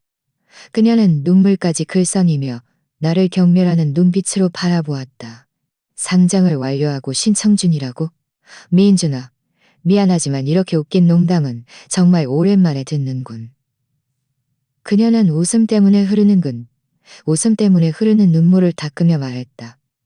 다 내가 나를 너무 잘 보호해서 세상이 쉽다고 생각하게 만든 내 잘못이야. 너는 내 잘못이야. 게다가 너희들이 정말 그렇게 부자라면 왜 여기에서 하수구 해? 그녀의 말투에는 분명한 의심이 가득했다. 마지막으로 그녀는 덧붙였다. 차라리 네가 재벌가에서 버려진 도련님이라고 말하는 게 더 현실성이 있겠다. 친구는 또 뭔가 말하려 했지만 나는 그를 저지했다. 그녀가 믿지 않으려 한다면 아무리 말해도 소용없었다. 다른 할 일 없으면 저희는 쉬어야 해서요. 일찍 돌아가세요. 나를 마친 나는 바로 문을 닫아 그녀를 문 밖에 세워뒀다. 친구는 분명히 화가 잔뜩 나 있었다. 방금 왜 증거를 바로 얼굴에 던져주지 않았어? 나는 정말 그 비웃고 경멸하는 눈빛을 참을 수가 없어. 친구가 나에게 불만이 있다는 것을 알았다. 스스로 증명하려는 함정에 빠지지 마. 믿으려는 사람은 증거에 허점이 있어도 믿을 것이고, 믿지 않으려는 사람은 언제든 자기 말이 옳다는 이유를 찾아낼 거야. 게다가 그 사람 때문에 그렇게 많은 휴식 시간을 낭비할까지도 없어. 내 말을 듣자 친구도 일리가 있다고 생각했는지 화가 서서히 가라앉았다. 아마 일찍 자는 습관이 들었거나 아니면 서연에게 정말 아무 감정도 남아있지 않아서였을 것이다. 예전에는 서연의 차가운 눈빛 하나에도 마음이 불안해 잠을 이루지 못하곤 했지만 그날 밤 나는 정말 푹 잤고 몇 개의 좋은 꿈까지 꾸었다. 하지만 다음 날 아침 일찍 나는 서연에게서 온 수십 개의 메시지를 받았다. 내가 그녀를 차단했다는 것을 알고 그녀는 다른 번호로 메시지를 보낸 것이었다. 민준아, 네 친구가 어떻게 너를 꼬셨는지 모르겠지만 너무 순진하게 생각하지 마. 지금이라도 돌아오면 아직 늦지 않았어. 네가 나한테 화가 난 건 지훈이 때문이라는 거 알아. 전에 네가 지훈이한테 맡겼던 프로젝트를 다시 너에게 돌려주고 지훈이는 다른 부서로 보내줄게. 보상이라고 생각해. 만약 그것도 부족하다면 부동산을 내 명의로 해주고 위로금도 줄게. 내년에 우리 혼인신고하고 결혼하는 건 어때? 나는 이 조건들을 하나하나 읽었다.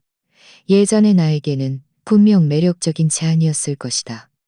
하지만 지금 나는 그녀에게 답장했다. 네가 대체 무슨 자격으로 내가 이혼한 여자를 아내로 맞이할 거라고 생각하는 거야? 마지막에는 웃는 이모티콘도 추가했다. 나는 비록 최고 미남은 아니었지만 반듯한 외모를 가지고 있었고 어릴 때부터 나를 쫓아다니는 사람도 적지 않았으며 연애 편지도 수없이 받았다. 재벌급은 아니지만 어느 정도 성공도 거두었다. 나는 내가 최고의 배우자는 아닐 수도 있다는 것을 인정했지만 두 사람이 함께하는 것을 인정했지만 두 사람이 함께하는 것은 서로를 포용하는 법을 배우는 것이 아니겠는가. 25살의 민주는 사랑을 갈망했고 서연과 결혼하고 싶어 했다. 메시지를 보낸 후 서연은 답장이 없었다. 못 본 것인지 아니면 보고 화가 난 것인지는 모르겠다. 나는 더 이상 생각하지 않고 짐을 정리하고 회사로 향했다. 사무실에 도착하자마자 행정부에서 안내문이 왔다. 최근 업계에서 유명한 상업 컨퍼런스가 열리는데 우리 회사가 특별히 초대되었다는 내용이었다. 참가라고는 하지는 사실은 인맥을 확장하러 가는 것이었다. 5년 전 우리 회사는 아직 작고 무명이었을 때, 한 번 신청으로 실감하는 순간이었다. 그날 밤 나와 친구들은 차를 몰고 컨퍼런스 호텔로 향했다. 8성급 호텔로 금빛으로 휘황찬란했다. 계단을 오르자마자 문으로 들어서기도 전에 아는 사람을 보았다. 지훈이 맡았던 프로젝트의 협력사 김 사장님이었다. 그는 나를 보자마자 성난 얼굴로 성큼성큼 다가와 말했다. 민줄 씨, 당신의 회사에서 하는 프로젝트들은 도대체 다 뭐야? 난 당신이 믿을 만하다고 생각해서 프로젝트를 맡겼는데. 주변이 소란스러워지자 주변 사람들의 시선이 모두 우리에게 쏠렸다. 나와 파트너들은 모두 어리둥절한 표정이었다. 김 사장님이 진실을 폭로하기 전까지는 프로젝트가 지훈의 손에 넘어간 후 긴척이 계속 지지부진했고 그는 더 이상 참지 못하고 지훈에게 재촉했지만 지훈은 귀찮다는 듯 전화를 끊어버렸다. 김 사장님은 화가 나서 서연을 찾아가 항의했지만 서연은 지훈을 꾸짖지 않고 오히려 온갖 변명으로 그를 두둔했다. 그는 분노하며 계약을 해지하려 했고 그제야 서연은 문제의 심각성을 깨닫고 그제야 서연은 문제의 심각성을 깨닫고 바로 이때 나는 서연에게서 온 메시지를 떠올렸다. 나는 원래 그녀가 진심으로 나를 달래려 한다고 생각했지만 알고 보니 그녀는 단지 내가 돌아와 이 엉망진창을 수습해 주기를 바랐던 것이었다. 내가 막 설명하려던 순간 익숙한 목소리가 내 말을 끊었다. 어이, 서연 대표님, 저기 민준이 아냐? 제가 왜 저기 있어? 나는 고개를 돌렸다. 과연 지훈이 보였다. 그는 명품 정장을 입고 가죽 신발을 신은 채 거만한 모습이었다. 서연은 그의 옆에 서서 드레스를 입고 그의 팔짱을 다정하게 끼고 있었다. 나를 보자 서연은 저절로 팔짱을 풀었다. 지훈은 눈살을 찌푸렸지만 이어서 그녀의 손을 잡고 나를 도발적으로 쳐다보았다. 무슨 일이야? 민준 씨, 어떻게 김 사장님을 화나게 만들었어? 김 사장님이 그렇게 화나게 만들다니. 그는 분명 방금 전에 다툼을 들었지만 자세히 듣지 못해서 내가 문제를 일으켰다고 오해한 듯했다. 게다가 나는 그가 일부러 나를 서연 앞에서 망신주기 위해 온 것이라는 것을 느낄 수 있었다. 서연이 나를 바라보는 눈빛은 복잡했다. 분명 지훈의 이간질이 먹혀든 것이었다. 지난 몇 년간 항상 이랬다. 나는 원래 내가 제대로 설명하지 못해서라고 생각했지만 내가 지훈이 나를 도발하는 카톡 대화 기록을 서연에게 보여주어도 그녀는 그저 지훈이 농담하는 것이고 내가 너무 예민하다고 말할 뿐이라는 것을 깨닫고서야 비로소 깨달았다. 그녀는 나를 돕지 않는 것이 아니라 근본적으로 나를 믿지 않는 것이었다. 내가 침묵하자 지훈은 자신이 맞다고 생각했는지 더욱 의기양양하게 말했다. 민준 씨, 어쩐지 서연 대표님이 당신이 너무 고집세서 돌아오지 않는다고 하시더라니. 김 사장님이라는 든든한 나무를 의지하고 있었군요. 그런데 김 사장님 옆에서도 잘 못하는 것 같네요. 그는 앞으로 나아가 김 사장님 옆으로 가서 어깨를 툭 치며 마치 이미 친한 사이인 양 아무렇지 않게 말했다. 김 사장님, 제 체면을 봐서 이번에는 그냥 넘어가 주세요. 여긴 상업 컨퍼런스 자리이니 체면 좀 살려주세요. 돌아가서 실컷 욕하셔도 좋습니다. 그냥 제 체면 좀 살려주세요. 지훈이 말을 채 마치기도 전에 갑자기 짝 하는 소리가 들렸다. 김 사장님이 둘을 발로 차고 그의 뺨을 세게 때렸다. 무슨 체면은 갯볼. 지훈은 얻어맞아 정신을 차리지 못했다. 김 사장님이 계속하려 하자 서연은 본능적으로 앞으로 달려가 지훈을 막아섰다. 김 사장님, 대체 무슨 짓이세요? 김 사장님은 코웃음을 쳤다. 뻔뻔하게 저한테 묻는다고요? 당신들 때문에 프로젝트가 이렇게 엉망이 돼서 제가 얼마나 손해를 봤는지 아세요? 그제야 서연과 지호는 김 사장님, 그제야 서연과 지호는 김 사장님이 프로젝트 문제 때문에 화가 났다는 것을 깨달았다. 서연은 서둘러 말했다. 당신들은 사기꾼들이야. 나는 계약도 해지하고 고소할 거야. 신용불량자들 준비나 해. 김 사장님이 큰 소리로 선언했다. 이 소라는 또다시 많은 사람들의 시선을 끌었다. 수많은 시선이 서연과 지훈에게 쏠렸다. 서연의 얼굴은 창백해졌고 그녀는 입술을 꽉 깨물고 당황한 채 나를 바라보았다. 예전에는 회사에서 이런 상황이 발생하면 서연이 난처해야 할 때마다 나는 항상 그녀 앞에 나서서 그녀를 변호하거나 그 악의적인 비난과 욕설을 대신 감당했다.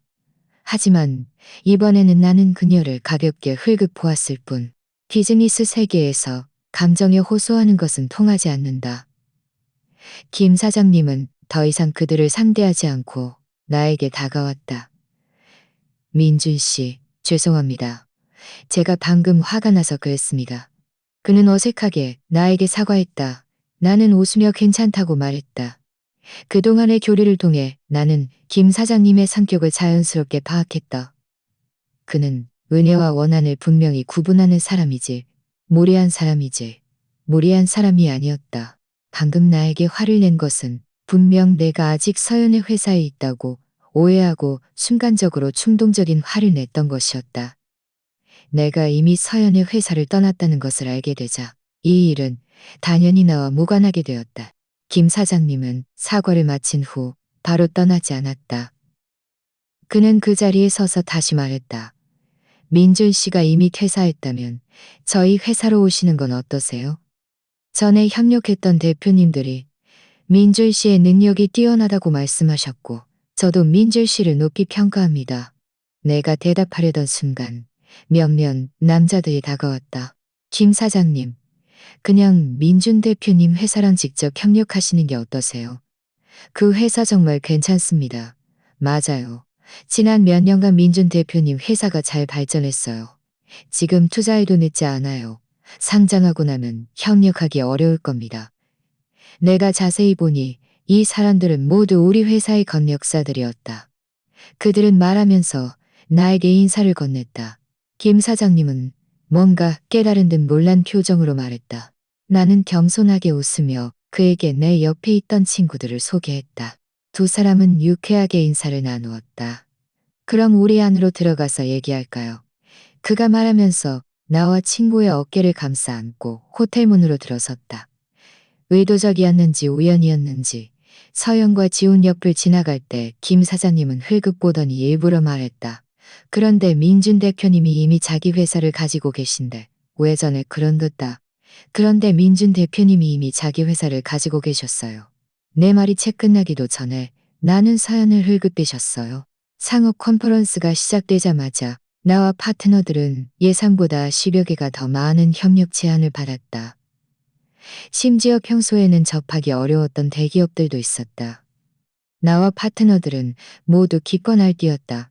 떠날 때 파트너는 만취해서 비틀거렸다. 나는 택시를 잡아 그를 먼저 집에 데려다 줄 생각이었다. 그런데 문을 나서자마자 호텔 입구에서 서연을 마주쳤다. 컨퍼런스에서는 그녀의 모습을 보지 못했기에 나를 보자마자 그녀는 즉시 일어나 나에게 다가왔다. 분명 나에게 할 말이 있는 듯 했다. 이 상황을 보고 나는 택시 예약을 취소하고 파트너를 옆 야외 휴게 공간에 앉혀두었다. 그리고는 서연에게 다가갔다. 서연이 내 앞에 다가오자 내가 막 그녀에게 설명하려던 순간 작 하는 소리와 함께 내가 말을 꺼내기도 전에 따귀가 내 뺨에 사정없이 날아왔다. 나는 잠시 멍해져 서연을 바라보았다. 그제야 그녀의 두 눈이 충혈되어 있었고 눈에는 눈물이 가득하다는 것을 알아차렸다. 그녀는 내가 반응할 틈도 없이 휴대폰을 들어 나에게 3개 던졌다. 화면을 보니 내가 중고거래 사이트에 올린 페이지였다. 지난 몇 년간의 거래 기록이 페이지에 선명하게 나타나 있었고 서연도 당연히 이 물건들이 모두 그녀가 예전에 내게 주었던 것들이라는 것을 쉽게 알아볼 수 있었다. 지난 몇 년간 네가 내가 준 물건들을 다 팔았다고? 민준아, 너는 양심도 없어?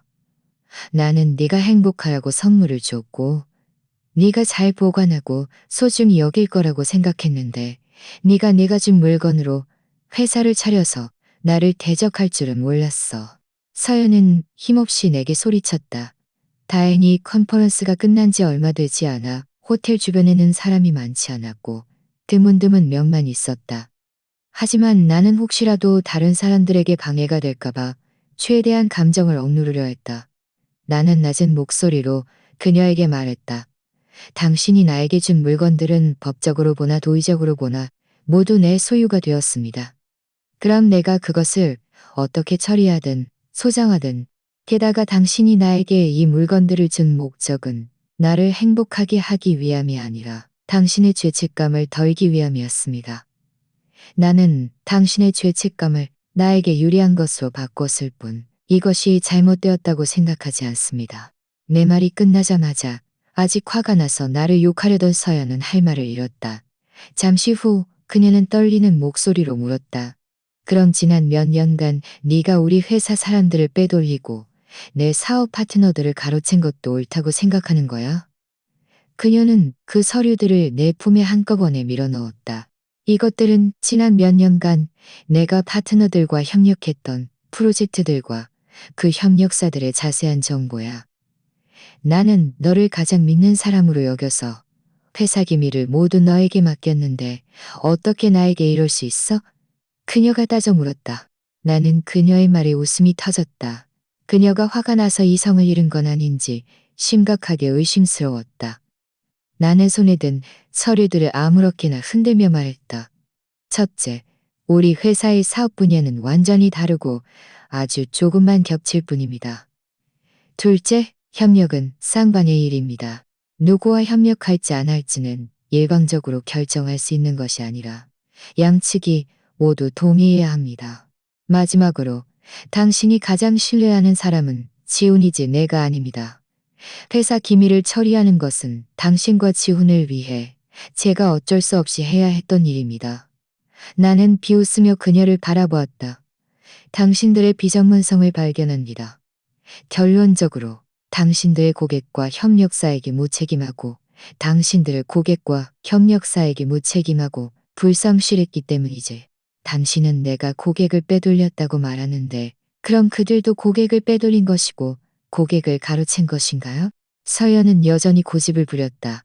하지만 네가 이게 내 협력사라는 것을 알았으면 협력하지 말고 피했어야지. 네 친구가 어느 날 여자친구랑 헤어졌다고 해도 그 여자친구가 너를 좋아한다면 너는 그 여자와 사귈 거야?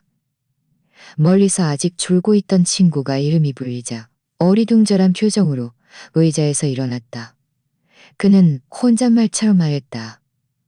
뭐? 내 여자친구가 나랑 헤어진다고? 말도 안 돼.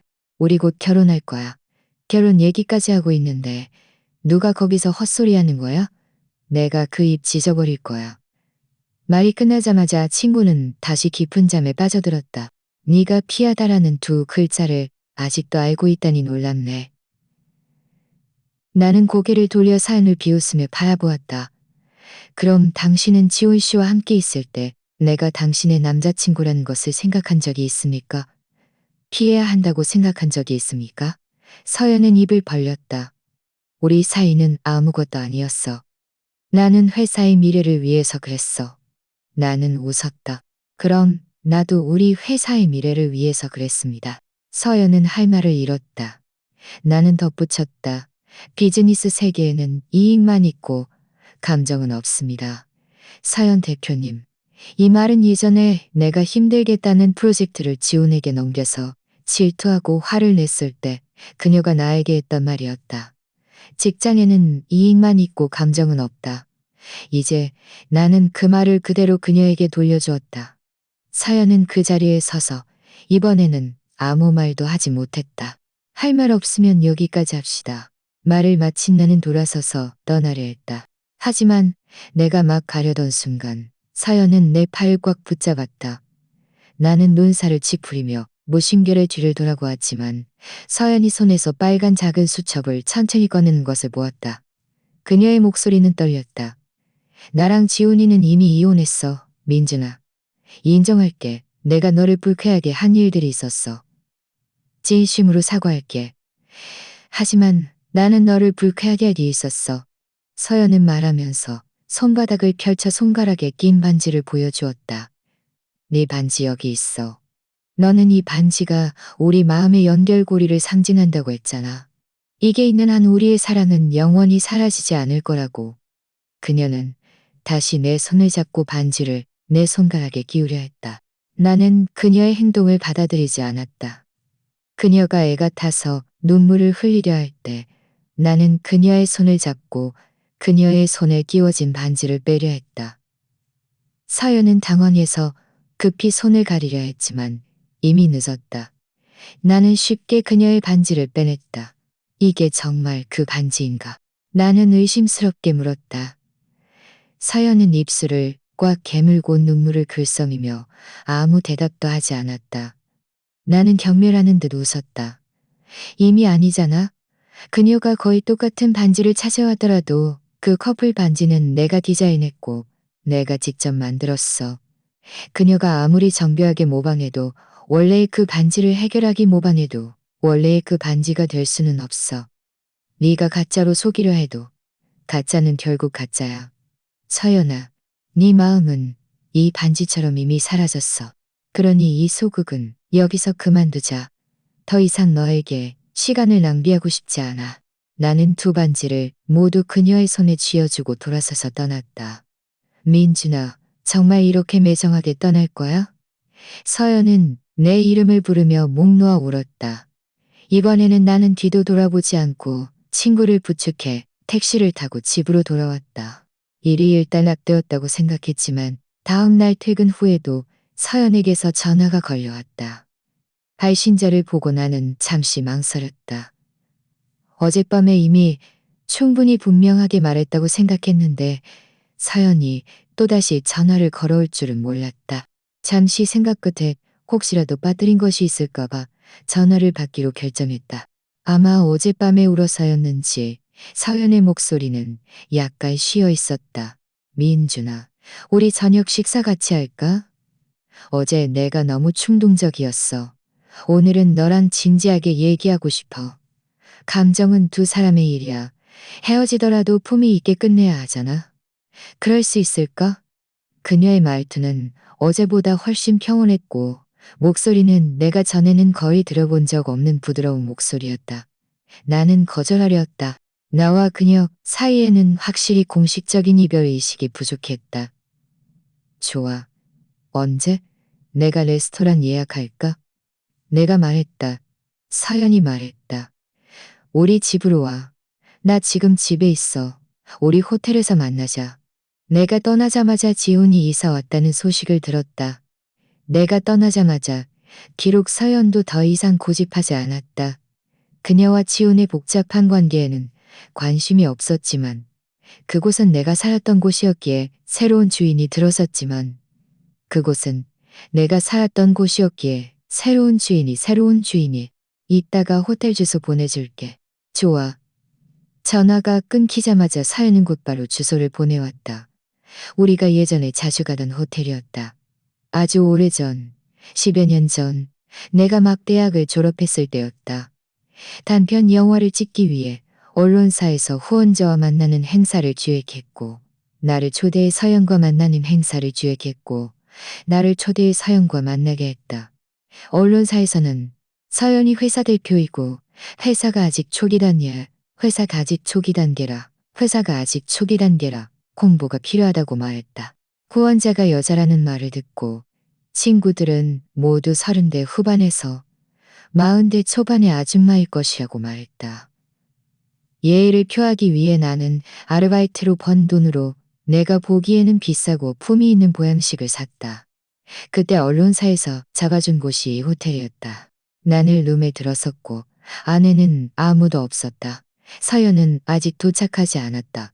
하지만 서연과 약속할 때마다 그녀는 늘 늦었다. 처음에는 내 인내심을 키우기 위해서였고 나중에는 지훈 때문이었다. 가장 심했던 것은 그녀가 지훈과 병원에 가기 위해 3시간이나 늦은 적도 있었다. 나는 시계를 보았다. 약속 시간이 30분이나 지났다.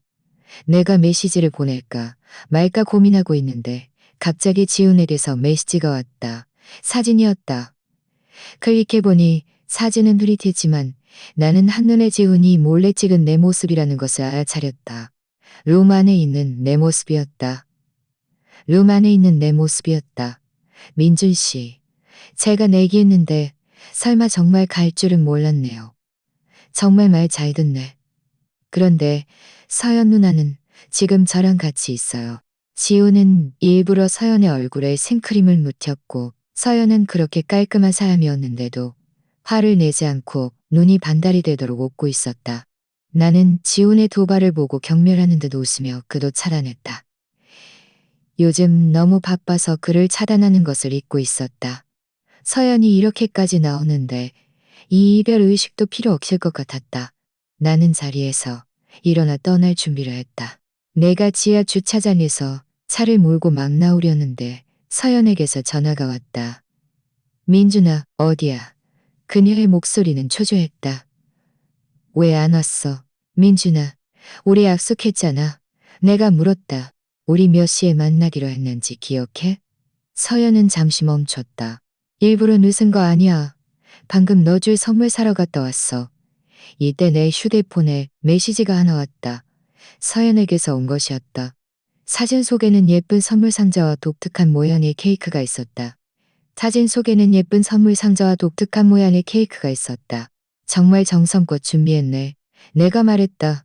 내 말을 듣자 서연은 내가 화가 풀렸다고 생각했는지 그녀의 목소리도 조금 편안해졌다. 너무 열심히 만들다 보니 시간을 잊었어. 그녀의 목소리에는 서운함이 묻어 있었다. 예전의 나였다면 아마 진작 마음이 약해져 내가 너무하다고 생각하고 그녀에게 사과하고 화해했을 것이다. 하지만 오늘은 내 생일이 아니잖아. 나는 평온하게 그녀에게 말했다. 지훈 씨 생일이잖아. 기억하냐고? 처음 생일 기억하냐고? 처음 생일 파티를 해준 이후로 서연은 다시는 내 생일 파티를 열어준 적이 없었다. 그녀가 내 생일 파티를 열어준 적이 없었다. 우리 집 현관문 비밀번호가 그의 생일이었으니까. 지우는 이미 서연의 마음속 깊이 들어와 우리 삶의 일부가 되어 있었다. 다만 서연 자신만 아직 깨닫지 못했을 뿐이었다. 전화 너머는 갑자기 정적이 흘렀다. 한참 후 서연이 다급하게 말했다. 이건 그냥 실수야. 이틀 뒤에 나는 그녀의 말을 끊으며 평온한 목소리로 말했다. 아무도 영원히 당신을 기다려주지 않아. 시간은 소중히. 당신의 변명 따위는 듣고 싶지 않아. 서연은 말을 잇지 못하고 바로 전화를 끊었다. 전화가 끊기자마자 서연은 다시 전화를 걸어왔다. 나는 여전히 받지 않았다. 상황은 이미 명확해졌다. 나는 서연에게 더 이상 시간을 낭비하고 싶지 않았다. 서연은 몇 번 더 전화를 걸다가 내가 받지 않을 것이라는 것을 깨달았는지 더 이상 걸어오지 않았다. 그 후 나는 그녀를 더 이상 신경 쓰지 않고 회사 일에 계속 몰두했다. 지난번 상업 컨퍼런스에서 많은 유망한 기업들을 만났고 여러 차례 교류 끝에 많은 기업들이 협력 의사를 밝혔다. 그중 한 곳은 나와 친구가 오랫동안 눈여겨보던 곳이었다.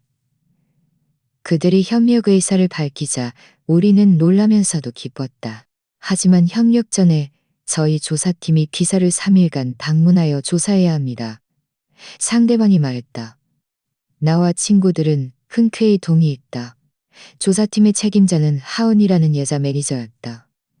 그녀는 일 처리가 깔끔하고 날카로운 통찰력을 가지고 있었지만 사람들을 대하는 태도는 매우 사려 깊었다. 가끔 내가 그녀와 함께 조사를 나갈 때 그녀는 야식을 살 때 내 목까지 사다 주곤 했다. 이날 나는 막 회사에서 집으로 돌아왔는데 친구가 갑자기 달려와 신비롭게 내게 말했다. 민준아, 너 이 책임자가 너한테 관심 있는 것 같다고 느끼지 않아? 나는 어리둥절했다. 못 느꼈는데. 친구는 포기하지 않고 내 귀에 대고 말했다. 내가 말했잖아. 전에 그 사람이 네 취향이랑 싫어하는 음식 같은 거 일부러 물어봤어. 며칠 동안 계속 네 옆에 있었고 너랑 같이 밥도 먹었잖아. 내가 봤을 때 몇 번이나 너를 몰래 쳐다봤어. 게다가 내가 듣기로는 조사팀 다른 사람들이 그러는데 그 사람은 예전에는 귀찮아서 출장 안 갔는데 이번에는 자기가 자원했는데 이번에는 자기가 자원했네. 일도 잘하고 일처리도 단호하고 성격도 부드러워 보여. 현모양처 같고 너희들 잘 어울릴 것 같아. 친구가 옆에서 계속 버들어대자 나는 손을 뻗어 그의 입을 막았다. 첫째, 싫어하는 음식과 취향을 묻는 건 협력사를 이해하기 위한 거야. 둘째, 회사 식당이 거기밖에 없어서 그 사람과 내가 같은 테이블에 앉아 밥을 먹는 건 다른 자리가 없었기 때문이야. 게다가 그 사람이 나를 관찰하는 건 우리 회사가 우리가 말한 대로인지 평가하는 중일 거야. 그게 나를 좋아한다는 의미는 아니야. 그건 단지 그 사람이 똑똑하고 성실하고 관찰력이 뛰어나다는 걸 의미할 뿐이야. 마지막으로 여자애들에 대한 헛소문 좀 그만 퍼뜨려. 그 사람한테 좋지 않아. 나는 친구의 말을 마음에 두지 않았다. 3일간의 조사가 끝난 후 하은과 조사팀이 떠나던 날 나는 그들을 위해 저녁 식사를 대접했다. 식사 중에 나는 그녀와 많은 이야기를 나누었고 그녀가 내 대학원 후배라는 것을 알게 되었다. 나보다 2학번 아래였다. 우리는 갑자기 할 이야기가 많아졌다. 학교 이야기부터 개인적인 취미, 그리고 지난 몇 년간의 발전 과정까지. 마지막으로 그녀는 내 회사의 발전 상황과 지난 몇 년간 왜 별다른 움직임이 없었는지 물었다. 내가 막 대답하려던 순간 근처에서 하이힐 소리가 멈췄고 갑자기 내 시야가 가려졌다. 고개를 들자 서연이 보였다. 눈가는 붉게 부어 있었고 화가 나서 나와 하은을 노려보고 있었다. 이 사람 누구야? 서연은 하은을 가리키며 화난 목소리로 나를 다그쳤다. 그녀는 화가 나서 가슴이 상하로 들썩였다. 마치 내가 그녀에게 무슨 잘못이라도 저지른 것처럼 보였지만 우리는 이미 이혼했다. 나는 어이가 없었다. 이 일은 당신과 무관합니다. 무관하다고? 서연은 비웃었고 그녀의 눈은 더욱 붉어졌다. 결국 그녀는 테이블 가장자리를 붙잡고 어디서 솟아났는지 모를 힘으로 테이블을 뒤엎었다. 테이블 위에 음식과 물이 바닥에 쏟아졌고 그릇들은 바닥에 부서지며 둔탁하고 날카로운 소리를 냈다. 다행히 내가 재빨리 반응하여 서연이 테이블을 잡는 순간 하은의 손을 잡고 그녀를 옆으로 끌어당겼다. 서연은 나와 하은이 손을 잡고 있는 것을 보고 더욱 화가 난 듯했다. 어쩐지 네가 그렇게 단호하게 나랑 헤어지고 재결합하지 않으려 하더라니. 이 여우 같은 것 때문이었구나. 민준아, 너는 은혜를 모르는 놈이야. 내가 너를 정말 잘못 봤어. 그녀가 욕설을 퍼붓자 주변 사람들, 그리고 하은과 함께 온 조사팀원들까지 모두 이쪽을 바라보았다. 많은 사람들이 웅성거렸고 우리를 바라보는 눈빛은 복잡했다. 나는 눈살을 찌푸렸고 말투도 진지해졌다. 사연 씨, 여기서 헛소리하지 마세요. 우리 둘이 따로 해결합시다. 나는 그녀를 끌고 가서 단둘이 이야기하려 했다. 서연은 내 손을 세게 뿌리쳤다. 이제야 투여하는 거야? 민준아, 진작에 뭐 했어? 내가 너를 고등학교, 대학교, 대학원까지 졸업시켜줬어. 우리 18년의 감정을 네가 싫다고 하면 버릴 수 있는 거야? 나는 원래 정말 내가 잘못했다고 생각했는데 알고 보니 근본적으로 잘못한 건 네가 아니었어. 네가 알고 보니 근본적으로 잘못한 건 네가 아니었어. 잘못한 건 네가 아니었어. 잘못한 건 너야. 너는 새로운 여자가 생긴 거야. 그녀는 힘없이 소리쳤고 주변 사람들은 그녀의 말을 듣고 웅성거리는 그녀의 말을 듣고 점점 더 많은 사람들이 모여드는 것을 보고 나는 서연의 팔을 잡고 밖으로 끌어내려 했지만 서연은 발이 땅에 박힌 듯 꼼짝도 하지 않았다. 그녀는 다시 하은을 가리키며 더 심한 욕설을 퍼부었다. 나는 더 이상 참을 수 없어 휴대폰을 꺼내 경찰에 신고하려 했다. 바로 그때 갑자기 돌리며 정신 차렸으면 입장했다. 하는 소리가 들렸다. 성신이 때렸다고 생각했지만 그녀를 보니 서연이 뺨을 감싸쥐고 이 뺨을 감싸지만 그녀를 보니 서연이 뺨을 감싸주고 생각했지만 서연은 더욱 화가 나서 손을 들어 때리려 했다. 그 모습을 보고 나는 재빨리 그녀의 손목을 잡고 제지했다. 서연은 충격받은 듯 나를 바라보았다. 나를 막아? 방금 저 여자가 나를 때렸을 때는 안 막더니 지금은 나를 막아? 그녀의 눈빛에는 실망감이 스쳐 지나갔다. 예전에는 나는 그녀가 서운해하는 것을 결코 용납하지 않았다. 서연 누나. 그때 군중 속에서 지훈이 뛰쳐나와 서연을 안고 그녀의 얼굴을 쓰다듬으며 안타까워했다. 지훈은 서연을 부축하고 두 사람은 함께 문 밖으로 나섰다. 서연의 눈빛은 공허했다. 문을 나설 때 그녀는 복잡한 시선으로 나를 바라보았다. 지훈과 서연이 떠나자마자 나는 하은에게 사과했다. 당신의 여자친구인가요? 하은이 궁금한 듯 물었다. 예전에는 그랬죠. 나는 하은에게 나와 서연의 과거, 즉 그녀가 나를 후원했던 일, 우리가 사귀었던 일, 우리가 사귀었던 일, 그리고 결국 헤어졌던 일을 간략하게 설명했다. 하은은 고개를 끄덕이며 이해한다는 듯 말했다. 하은이 제때 깨달았군요. 하지만 오늘 그 사람이, 하지만 오늘 그 사람이 당신에게 하은의 예상대로 그날 밤 한 연예 뉴스가 실시간 검색어 순위에 올랐다. 바로 서연이 우리가 식탁을 뒤엎고 나와 하은을 찍은 영상이었다. 많은 사람들이 나와 서연이 18년간 사랑했다는 증거들을 찾아냈고 서연의 비난과 슬픔은 많은 사람들의 동정을 샀다. 은의 비난과 슬픔은 많은 사람들의 동정을 샀다. 인터넷에서는 나를 욕하는 목소리가 빗발쳤다. 어떤 블로거는 내가 서연이 준 선물을 온라인에서 팔았던 증거까지 폭로했다. 다 같이 힘을 합쳐서 그놈을 파산시켜버리자. 누리꾼들은 인터넷에서 미친 듯이 댓글을 달았고 그 영향은 내가 예상했던 것보다 훨씬 심각했다. 그날 밤 나는 많은 협력사로부터 전화를 받았다. 그들은 모두 상황을 문의했고 어떤 이들은 과장된 사실을 말했으며 심지어 외국 회사들까지 소문을 들었다. 많은 투자자들이 투자를 처리하려 했고 현재 조사 중이던 투자 회사도 위험을 피하겠다며 협력을 중단할 생각이었다. 나는 하은에게 전화를 걸었다. 그녀는 내 의도를 아는 듯 내가 말을 꺼내기도 전에 마치 나를 위로하듯이 말했다. 걱정하지 마세요. 당신 회사에 대한 조사를 마친 결과 프로젝트 능력과 직원 자질 모두 완벽하게 합격입니다. 회사에 계속 협력하도록 설득할게요. 나는 진심으로 감사함을 느꼈다.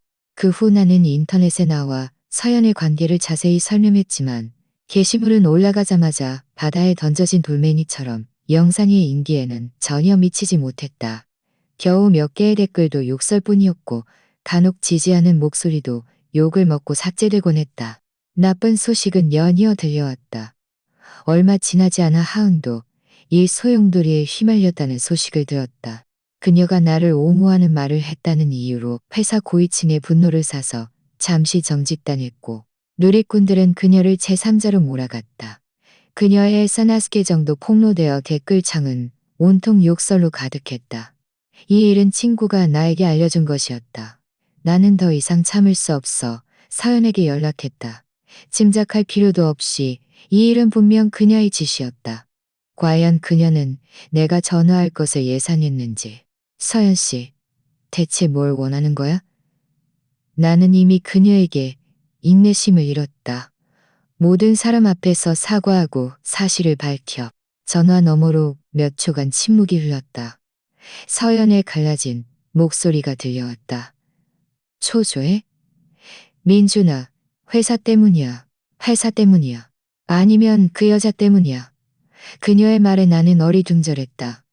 나래 나는 어리둥절했다. 하은 씨는 우리 헤어지는 것과 아무 관련 없어. 내 말이 끝나자마자 서연은 웃었다. 내 말이 끝나자마자 서연은 웃었다. 나는 그녀의 제명해줄게. 내 말을 정말 들었는지도 알 수 없었다. 그녀가 막 다시 말하려던 순간 서연이 입을 열었다. 불가능해. 그럼 유감스럽네. 네가 그 여자를 얼마나 오래 지켜줄 수 있을지 두고 볼게. 서연은 전화를 끊었다. 나는 곧 서연의 마지막 말의 의미를 깨달았다. 전화가 끊긴 지 10분도 채 되지 않아 법원에서 소송 관련 전화가 걸려왔다. 법원 직원은 서연이 나를 공금 횡령 및 회사기질성과 도용 혐의로 고소했으며 동료들이 공동으로 증언했고 증거도 충분하여 사건이 접수되었다고 말했다. 상대방은 합의 의사를 밝혔고 돈으로 해결하려 했다. 서연은 사실 정말 법정에 가려던 것이 아니라 내가 지훈의 죄를 대신 뒤집어쓰게 하려던 것이었다. 그렇게 생각하자마자 나는 친구에게 연락해 서연 회사의 경영 상황을 조사했고 최근 2년간의 재무 손실을 확인한 후 내 추측이 더욱 확신으로 변했다. 그냥 돈으로 해결할까? 친구는 상황을 알고 화가 났지만 그래도 타협을 제안했다. 여론이 계속 악화되면 상장뿐만 아니라 회사 운영 자체도 문제가 될 수 있었다. 나는 고개를 저으며 그의 제안을 거절했다. 돈으로 해결하는 건 아마 지훈이의 생각일 거야. 하지만 일단 동의하는 끌려다니게 될 뿐이야. 이번에 주면 다음번에도 같은 수를 쓰면 어떡해. 나랑 서연 씨는 18년간 함께 했어. 그녀는 충분히 이 상황을 이용할 수 있을 거야. 우리는 코가 끄인 채 끌려다니는 꼴이 될 뿐이야. 게다가 돈을 주면 하지 않은 일을 인정하는 꼴이 돼. 나중에 정말 대중 앞에 문제가 불거지면 우리 말은 아무도 믿지 않을 거야. 내 말을 듣자 친구도 침착해졌다. 그럼 이제 어떻게 해야 해? 어떻게 하냐고? 당연히 그들이 가장 두려워하는 방식으로 일을 크게 벌여야지. 나는 즉시 변호사에게 연락하여 서연과 지훈을 갈취 혐의로 고소했다. 예상대로 이 소식이 서연의 귀에 들어가자 그녀와 지훈은 더 이상 가만히 있지 못했다. 서연이 먼저 내게 전화를 걸었다. 민준아, 민준아, 미쳤어? 이렇게 해봤자 너한테 무슨 좋은 점이 있다고? 내가 예전에 너를 후원 점이 있다고? 내가 예전에 너를 후원하고 너에게 그렇게 많은 돈을 썼는데 이제 와서 나를 갈취 혐의로 고소한다고? 어떻게 그렇게 은혜를 모를 수 있어? 두 사람의 연이은 전화와 초조한 목소리는 내 결정이 옳았다는 것을 확신시켜 주었다. 상황은 점점 더 커졌지만 이번에는 여론이 서연에게 일방적으로 기울던 상황이 변하기 시작했다. 일부 여론은 나에게 기울기 시작했고 많은 사람들이 서연의 말에게 기울기 시작했고 만약 남자가 정말 그렇게 진실성에 의문을 제기하기 시작했다. 어차피 일이 단순할 때는 모두가 자신의 판단이 옳다고 생각하지만 아마 우리가 모르는 다른 이유가 있을 거야. 듣자니 남자는 예전에 좋은 기회를 포기하고 여자에게 갔고 월급도 아주 적었다던데 최고의 청춘을 감사함으로 보냈다니 어떻게 봐도 나쁜 사람 같지는 않아. 점점 더 많은 지지하는 목소리가 들리자 친구는 비로소 한숨을 돌렸다. 다음은 어떻게 해? 기회를 기다려야지. 기회? 무슨 기회? 내가 막 설명하려던 순간 휴대폰이 울렸다. 메시지를 본 나는 웃으며 그에게 휴대폰을 흔들었다. 이제 기회가 왔네. 아무래도 서연은 내가 소송을 처리하지도 물러설 기미도 보이지 않자 재판 전에 스스로 소송을 철회했다. 이것은 그녀가 나에게 화해를 시도하고 휴전을 원한다는 의미인 듯했다. 예전 같았으면 나는 아마 마음이 약해져 그녀와 협상했을 것이다. 하지만 그녀는 아마 지금의 내가 과거의 내가 아니라는 것을 잊었을 것이다. 나는 예전처럼 그녀에게 끌려다니지 않고 오히려 홍보를 강화하여 이번 재판 사실, 이번 재컷이다. 서연은 이때서야 상황이 통제불능이 되었고 자신도 더 이상 나를 통제할 수 없다는 것을 깨달은 듯했다. 그녀는 계속해서 내게 전화를 걸어 화해를 원했고 심지어 마지막에는 내가 조건을 제시하도록 타협했지만 모든 것이 너무 늦었다. 재판은 예정대로 진행되었고 결국 피고인석에 앉은 서연은 복잡한 눈빛으로 나를 바라보았다.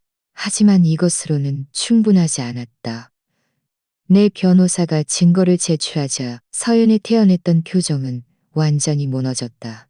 증거 중 하나는 서연이 2달 전 병원에서 산전 검사를 받는 사진이었고 옆에는 지훈이 함께 있었다. 그 외에도 3가지 서류가 더 있었다. 한 가지는 그녀가 임신 3개월째라는 임신 보고서였고 다른 한 가지는 그녀와 지훈의 결혼증명서였다. 임신 보고서에 표시된 임신 시기는 결혼 날짜보다 빨랐다. 그때 나와 서연은 아직 헤어지지 않은 상태였으니 누가 연애 기간에 바람을 피웠는지는 명확했다. 마지막 서류는 친자 확인 보고서였다. 증거가 공개되자마자 법정은 술렁였다. 이번 재판은 생중계되었고 이 사건에 관심을 가졌던 많은 사람들이 시청하고 있었다. 증거를 본 후 원래 서연을 지지했던 사람들은 모두 침묵했다. 이어서 나는 지난 몇 년간 서연 회사에서 서연과 지훈의 잘못을 대신 뒤집었었던 증거들을 제시했다. 증거 제시가 끝나자 서연의 얼굴은 창백해졌다. 지훈은 아직 변명하려 했지만 서연이 그를 제지했다.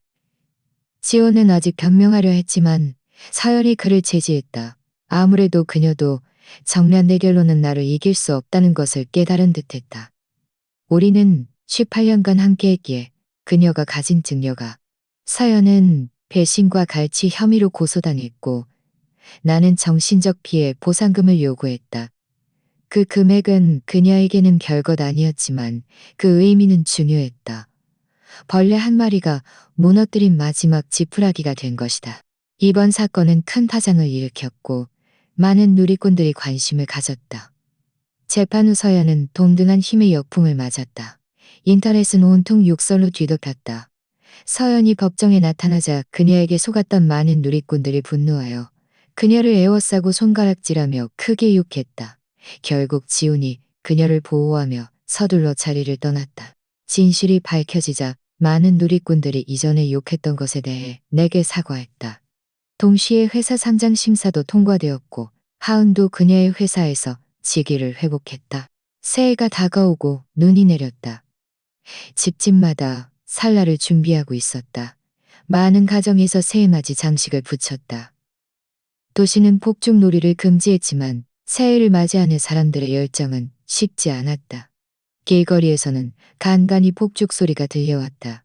설날 연휴 전 하은이 내게 전화를 걸어 설날에 무슨 계획이 있냐고 물었다. 나는 얼마 전 교회에 집을 샀는데 막 인테리어를 마쳤고 마침 연휴 기간 동안 친구가 집에 가지 않아서 그와 그의 약혼녀를 초대했다고 솔직하게 말했다. 저도 초대해 주실 수 있나요? 하은이 물었다. 이 질문은 매우 직설적이었다. 나는 잠시 멍해졌다. 당연히 되죠. 그런데 설날에 집에 안 가세요? 하은은 네 하고 말했다. 저희 집은 여기서 너무 멀고 KTX표나 비행기표도 구하기 힘들어요. 그녀의 말을 듣고 나는 주저없이 주소와 약속 시간을 보내주며 함께 새해를 맞이하자고 초대했다. 새해 전날 나는 음식을 준비하고 기다리고 있는데 옛 동료에게서 메시지가 왔다. 민준 씨, 서연이랑 지훈이 결혼한대요. 알고 있었어요? 내가 퇴사한 후 옛 동료들의 연락처는 거의 다 지웠었다. 이 동료는 비록 나를 괴롭히지는 않았지만 내가 은근히 비웃음을 당할 때 항상 옆에서 구경만 할 뿐 끼어들지도 막지도 않았다. 우리는 더 이상 연락할 일이 없을 거라고 생각해서 지우지도 않았다. 나는 메시지에 답장하지 않았지만 그는 끝없이 여러 개의 메시지를 연달아 보냈다. 그제야 나는 서연의 임신 소식이 온 도시를 떠들썩하게 만들었다는 것을 알게 되었다. 그녀는 더 이상 숨길 수 없다는 것을 알고 사람들의 입을 막기 위해 결국 지훈과 공개적으로 연애 사실을 밝히고 결혼식은 설날 이후로 정해졌지만 이 일이 인터넷에서 좋지 않게 번졌기에 그들은 크게 앙쳤지만 이 일이 인터넷에서 좋지 않게 번졌기에 잘 됐네.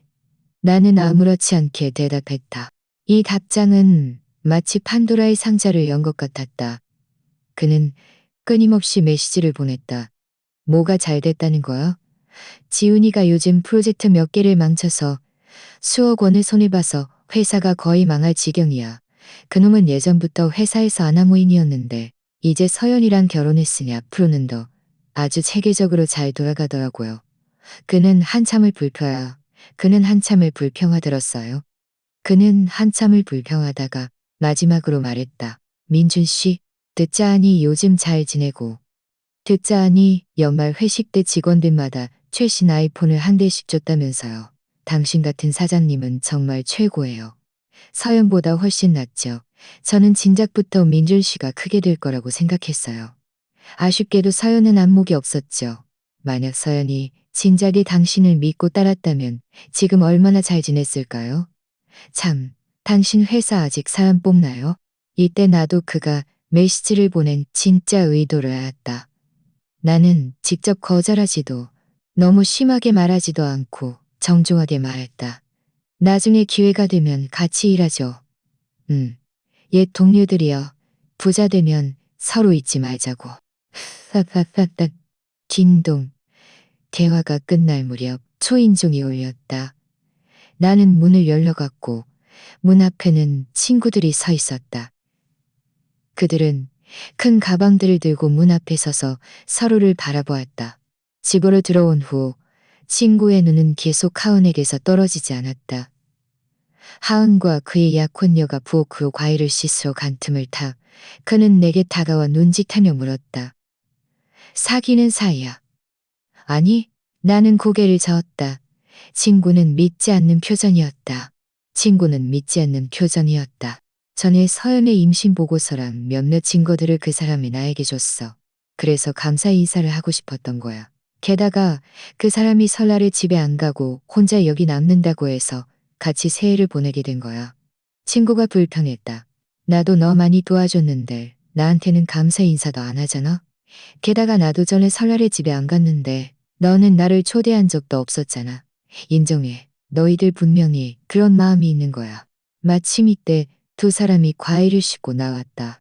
친구는 그 모습을 보고 다시 진지한 표정을 지었다. 이어서 저녁 식사에서 나는 친구가 말했던 도와준다는 것이 무슨 의미인지 알게 되었다. 식탁에서 친구는 하은의 연애 상황을 계속해서 캐물었다. 남자친구가 있는지, 없다면 사귈 생각이 있는지, 없다면 사귈 생각이 있는지, 이상형은 무엇인지 등등. 이야기가 진행될수록 친구의 약혼녀는 아마 오해했을 것이다. 그녀의 표정은 점점 어두워졌고 계속해서 나는 어쩔 수 없이 하은에게 미소를 지으며 친구의 무례함에 사과했다. 하은이 막말을 하려던 순간 다시 초인종이 울렸다. 나는 내가 주문한 배달 음식이라고 생각하고 일어나 문을 열려갔다. 그런데 다가가 문을 열자 눈보다 더 하얗고 핏기한 없는 얼굴의 서연이 보였다. 그녀는 얇은 옷을 입고 매우 초라해 보였다. 그녀는 얇은 옷을 입고 왜 왔는지는 모르겠지만 서연은 내가 걷는 외투를 바라보며 복잡한 감정이 섞인 눈빛을 보였다. 아직 나를 걱정하는구나. 네 마음속에 아직 내 자리가 있는 거지? 민준아. 그녀의 눈가가 다시 붉어졌다. 지금 그녀의 얼굴을 보니 그녀가 위병으로 일주일 입원했을 때 얼굴이 창백했던 것이 떠올랐다. 그때 나는 그녀 옆에서 초조하게 지키며 마음이 너무 아팠다. 하지만 지금은 외투기서 초조하게 지키면 마음이 너무 아팠다.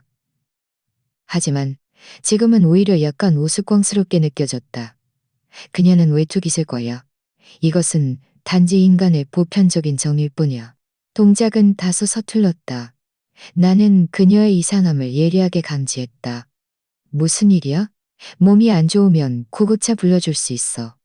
내가 그녀를 걱정해서가 아니라 만약 그녀가 나를 찾아와 내 근처에서 무슨 일이 생기면 나도 분명 연루될 것이기 때문이었다. 서연도 내 의도를 알아들은 듯 씁쓸하게 웃으며 평온한 목소리로 말했다. 아이를 지웠어. 이 말을 듣자 나는 잠시 후 나는 말했다.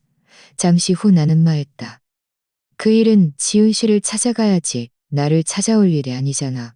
어차피 아이 아빠는 내가 아니니까. 서연의 눈에서 눈물이 쏟아져 나왔다. 이미 그 사람을 쫓아냈어. 민준아, 내가 너랑 그 사람의 채팅 기록을 봤어. 지난 몇 년간 그 사람이 뒤에서 계속 조작했다는 것을 알았어. 미안해. 민준아, 지난 몇 년간 내가 너한테 잘못했어. 하지만 나한테 잘못했어. 하지만 나 아직 너를 잊을 수가 없어. 예전 일은 다 내 잘못이야. 그녀는 계속 말하려 했다. 그녀는 계속 말하려 했다. 그녀는 코트를 들고 내 어깨에 고 내 어깨에 고 내 엎들고 내 어깨에 코트를 들고 내 어깨에 코트를 들고 내 어깨에. 그녀의 목소리는 일부러 꾸며낸 듯해서 전과는 좀 달랐다. 나는 그녀의 목소리가 듣기 좋았지만 약간 불편하게 느껴졌다. 하지만 그녀의 말투는 매우 편안하고 자연스러웠고 마치 집주인 같았다. 이것을 본 서연의 얼굴은 더욱 창백해져 백지장 같았다. 그녀는 입술을 살짝 움직였다. 너희들. 서연이 말을 채 마치기도 전에 하은이 먼저 고개를 끄덕이며 말했다. 네. 다행히 지난번에 당신이 소란을 피운 덕분에 민준 씨가 괜찮다는 걸 알게 됐죠. 우리 이미 사귀고 있어요. 말을 마친 하은은 내 팔짱을 꼈다. 나는 뒤통수에 전류가 흐르는 듯했고 온몸이 정신이 번쩍 들었다. 하지만 곧 나는 하은의 의도를 깨달았다. 서연은 나를 바라보고 다시 하은을 바라보더니 결국 아무 말도 하지 않고 붉어진 눈으로 돌아서서 달려갔다. 나와 하은은 서로를 바라보며 아무 말도 하지 않았다.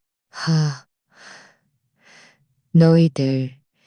이때 방문에서 친구의 놀란 외침이 들렸다. 그의 말이 채 끝나기도 전에 약혼녀가 즉시 그의 입을 막고 발로 그를 방 안으로 밀어넣었다. 죄송해요. 계속하세요. 친구의 약혼녀는 웃으며 조심스럽게 문을 닫았다. 꽁꽁 언 눈밭에는 나와 하은 두 사람만 남았다. 나는 우리가 아직 손을 잡고 있다는 것을 깨닫고 무심결에 손을 빼려 했지만 하은은 놓아줄 생각이 없는 듯 오히려 더 꽉 잡았다. 민준 씨, 저 민준 씨 좋아해요. 우리 사귈래요? 하은은 직설적으로 내게 말했다. 학교 다닐 때부터 이래 말했다. 학교 다닐 때부터 이미 당신한테 마음이 있었어요. 그동안 지내보니까 당신은 제가 생각했던 것보다 훨씬 더 멋진 사람이었어요. 그녀가 말할 때 목소리에는 약간의 긴장감이 묻어났지만 그녀의 눈빛에는 진심과 솔직함이 담겨 있었다. 나는 그녀의 말에 충격을 받았다. 이 갑작스러운 상황에 나는 순간 할 말을 잃었다. 왜요? 싫어요. 하은이 물었다. 나는 먼저 고개를 저었다가 다시 부적절하다고 생각했는지 고개를 끄덕였다. 여전히 뭔가 이상한 느낌이었다. 괜찮아요. 생각 끝나면 저한테 보세요. 눈은 다시 펑펑 내리기 시작했고 그녀는 눈 속에서 희미한 금비 투광에 둘러싸인 듯 서 있었다. 새해가 지난 후 나는 우연히 옛 동료에게서 서연과 지훈의 최근 소식을 들었다. 지훈은 과연 서연의 집에서 쫓겨났지만 그는 단념하지 않고 서연의 집 앞에서 기다렸다. 설날 그날 서연이 이곳에서 돌아간 후 문 앞에서 기다리던 지훈을 만났다. 서연의 유산 소식을 지훈이 알게 되자 그는 분노를 참지 못하고 서연과 격렬하게 다투었고 심지어 몸싸움까지 벌였다. 결국 경찰까지 출동했고 서연은 병원으로 실려갔고 지훈은 경찰서로 연행되었다. 두 사람 모두 부상을 입었다. 이 사건은 인터넷에 올라왔고 누군가 돈을 들여 화제성을 높여 검색어 순위에서 내려오지 않았다. 서연 회사의 협력사들은 이미 그들에게 신뢰를 잃은 상태였고 이 사건이 발생하자 더욱 부채 초과로 파산 선고를 받았다. 서연이 20년, 회사는 2주도 퇴직을 요구했다. 서연이 20년 넘게 운영했던 회사는 이사는 요구했다. 나중에 듣자 하니 출소 후 다시 서연을 찾아갔고 결국 두 사람의 갈등은 더욱 격화되어 칼부림으로 이어졌다고 한다. 지훈은 칼에 18번 찔려 병원으로 옮겨진 후 사망했고 서연은 감옥에 수감되어 법의 심판을 받게 되었다. 이 소식을 들었을 때 나는 하은과 결혼 준비를 하고 있었다. 친구와 그의 아내의 격려에 힘입어 나는 용기를 내어 하은에게 청혼했다. 청혼 당일 내 마음은 불안감으로 가득했다. 하은이 집에 돌아오기를 기다리며 나는 긴장한 채 서 있었고 손에 든 반지를 꽉 쥐고 있었으며 손바닥에는 땀이 흥건했다. 하은이 집으로 들어서자 나는 긴장감에 목이 메어 그녀에게 다가갔고 막 무릎을 꿇으려는데 그녀는 이미 내 의도를 짐작한 듯 눈가가 붉어진 채 나를 꽉 안으며 말했다. 좋아요. 평범하기 그지없는 밤. 우리는 특별한 약혼식을 마쳤다. 결혼식 날 나와 하은은 합의에 이르렀다. 결혼식을 올리는 대신 세계 일주를 하며 우리의 결혼을 축하하기로 했다. 우리는 새로운 장소에 도착할 때마다 웨딩 사진을 찍어 인터넷에 올렸다. 여행이 끝난 후 하은은 내게 자신의 휴대폰을 건네며 쪽지를 보여주었다. 우리가 달콤한 일상을 자주 공유했기에 하은은 인터넷에서 어느 정도 인기를 얻었고 충성스러운 팬층을 가지고 있었다.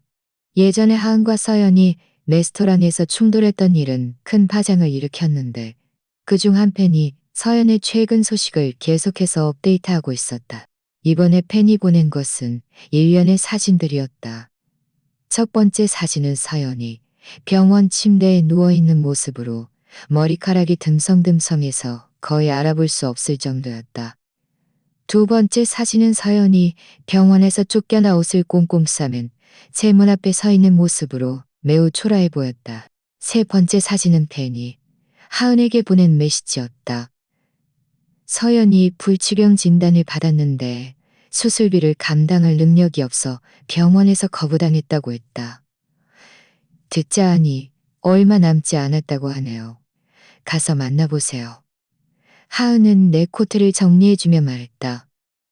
어차피 생사는 중요한 일이니까요. 과거에 무슨 일이 있었든 이제는 놓아주어야 할 때죠. 나는 잠시 생각하다가 고개를 끄덕였다. 한국으로 돌아온 후 나는 얼마간의 돈을 송금하여 서연을 다시 병원으로 보내달라고 부탁했다. 그 후 나는 시간을 내어 그녀를 찾아갔다. 나를 보자 서연의 어두웠던 눈빛이 갑자기 밝아졌다. 그녀는 힘겹게 일어나 앉으려 했지만 나는 그녀를 제지했다. 그냥 누워 계세요. 눈물이 다시 서연의 창백한 뺨을 타고 흘러내렸고 그녀는 흐느끼며 자세하지 못했다. 민준아, 모두가 나를 돕지 않아. 내가 예전에 친구들에게 그렇게 잘해준 못했다. 내가 예전에 친구들에게 그렇게 잘해줬는데 지금은 모두가 나를 전염병처럼 피하고 있어. 네가 나를 보러 올 줄은 몰랐어. 네가 나를 보러 올 줄은 몰랐어. 나는 담담하게 그녀를 거절했다. 그냥 됐습니다. 저 방금 아내와 결혼했고 곧 아이가 생길지도 모릅니다. 곧 세상을 떠날 사람을 안는 것은 불길한 기운을 묻혀 아이에게 영향을 미칠까봐 두렵습니다. 이 말을 듣자 서연은 멈칫했다. 나는 그녀의 얼굴에 복잡한 표정, 후회로 가득 찬 표정을 보았다. 결혼했어? 그녀는 중얼거렸다. 잠시 후 그녀의 눈에 분노가 번졌다. 어디서 솟아났는지 모를 힘으로 그녀는 몸부림쳐 일어나 앉아 침대 옆 탁자 위에 있던 물건들을 모두 쓸어버렸다. 결혼했는데 왜 나를 찾아와?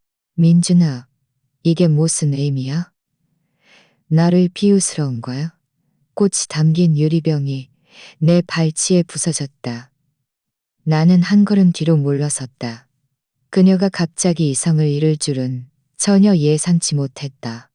링거줄이 그녀의 손목에서 흔들렸고 손등의 링거 바늘에는 피가 가득했다. 곧 그녀는 힘없이 다시 침대에 쓰러져 크게 숨을 몰아쉬었다. 크게 숨을 몰아쉬었다. 마지막으로 그녀는 눈을 뜬 채 더 이상 움직이지 않았다. 옆 기계에서는 평크이지 않았다. 저희는 최선을 다했습니다. 나는 고개를 끄덕이며 감사 인사를 전했다. 서연의 죽음은 우리에게 큰 어려움을 주지 않았다. 나는 얼마간의 비용을 지불하여 서연의 장례를 치르도록 했고 그 후 하은에게로 시선을 돌렸다. 신혼 2년차 하은은 임신했고 귀여운 아기를 낳았다. 아기가 1살이 되었을 때 우리는 그를 데리고 가족 사진을 찍었다. 저녁 무렵 나는 우리 가족 사진을 보며 전에는 느껴보지 못했던 만족감을 느껴보지 못했던 만족감을